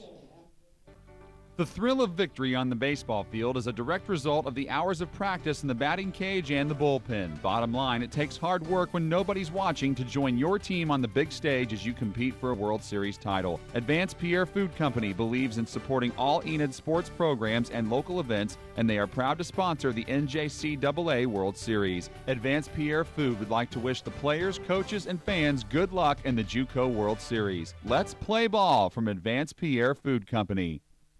It's the annual Memorial Day blowout sale. Now's the time to buy at the Mattress Hub. The deals are crazy. Save up to $600 on Tempur-Pedic's most popular model, the Cloud Supreme, plus free delivery. Save up to $400 off on Serta's iComfort. On select mattresses, buy a bed, get a bed free. All this plus up to 4 years interest-free financing and a 1-year comfort guarantee. It's a Memorial Day sale you don't want to miss. Only at the Mattress Hub. Follow the cheap sheet to the Mattress Hub.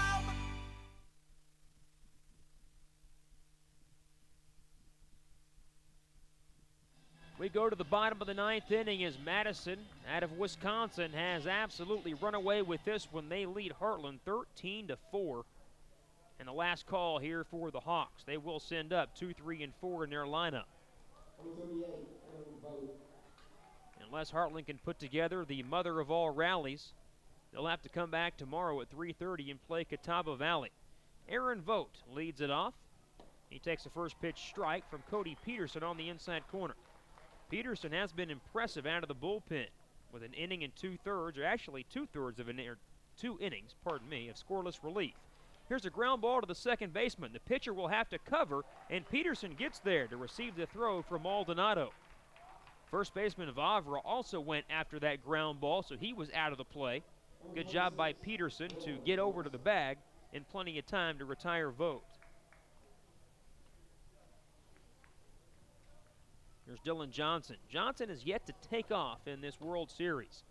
Guy hitting .486 coming into play, third best in America. Takes the ball low and inside. He had 1 base hit and 4 trips against Catawba Valley on Saturday. So with his 1 for 3 tonight, he's just 2 for 7 in the World Series. That's very uncharacteristic for him. Peterson's 1-0. High and away.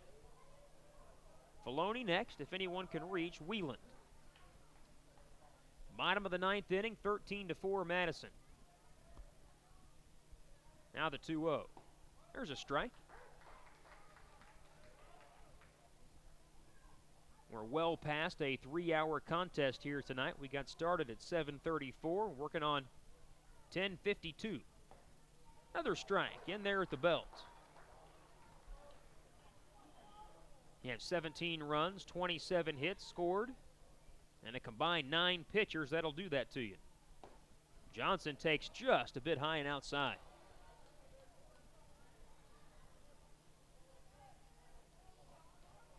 One out, nobody on base. Last thing Peterson wants to do is walk Dylan Johnson. The lanky right-hander will pitch to the big lefty. Here it is. Foul back. Good rip by Johnson. Dylan has signed next year to go to Illinois State. As I was told, that's just right down the road from the Heartland campus. You can see why this guy would be an attractive D1 prospect. The 3-2. Swing and a miss. Oh, he fouled it off. Just got a piece. Catcher Page could not hang on to it, so he stays alive. Now that's put up the numbers that Johnson has this year. It's incredible. 486. 11 homers, 65 RBIs. His RBIs and his average are both top 10 in the country. Peterson, another 3-2 pitch. Strike 3 called. He caught him looking with a curveball over the outside corner.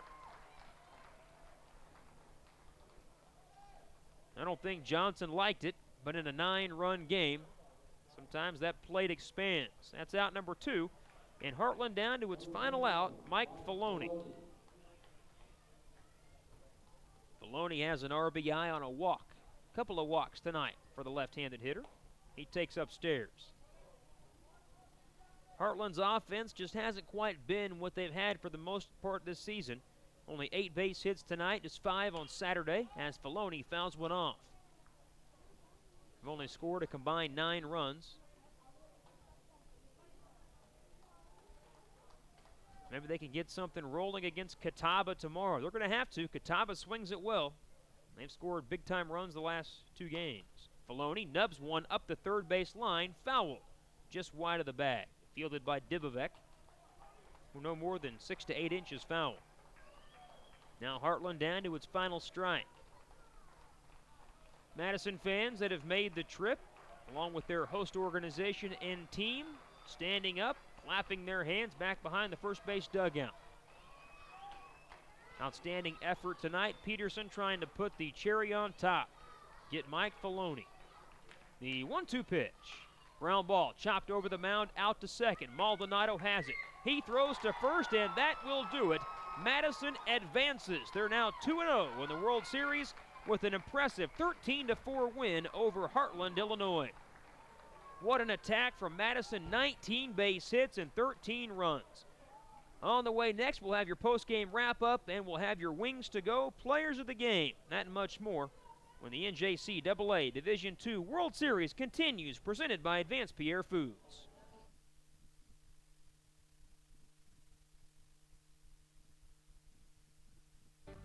The thrill of victory on the baseball field is a direct result of the hours of practice in the batting cage and the bullpen. Bottom line, it takes hard work when nobody's watching to join your team on the big stage as you compete for a World Series title. Advanced Pierre Food Company believes in supporting all Enid sports programs and local events, and they are proud to sponsor the NJCAA World Series. Advanced Pierre Food would like to wish the players, coaches, and fans good luck in the JUCO World Series. Let's play ball from Advanced Pierre Food Company.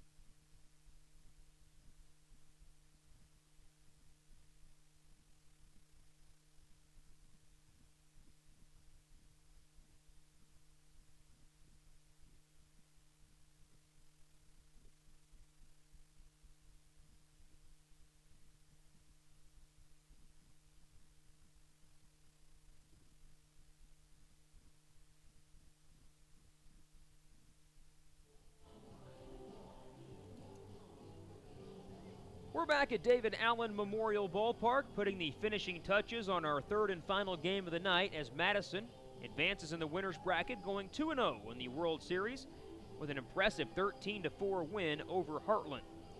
This game was all Madison from the get-go. They jumped in front in the top of the first inning on a 2-out RBI hit by Landon Tenhagen. Stayed that way until the top of the third when Madison jumped for 4 more runs. In that inning, there was a sacrifice fly for an RBI by Trayson Vavra, a 2 RBI single by Bryce Barsness, and a sacrifice fly by Jake Page that made the score 5-0. Heartland came back and picked up a couple of runs in the bottom of the third inning on a 2-run home run by Michael Collins. But then Madison would come right back. They picked up a run in the top of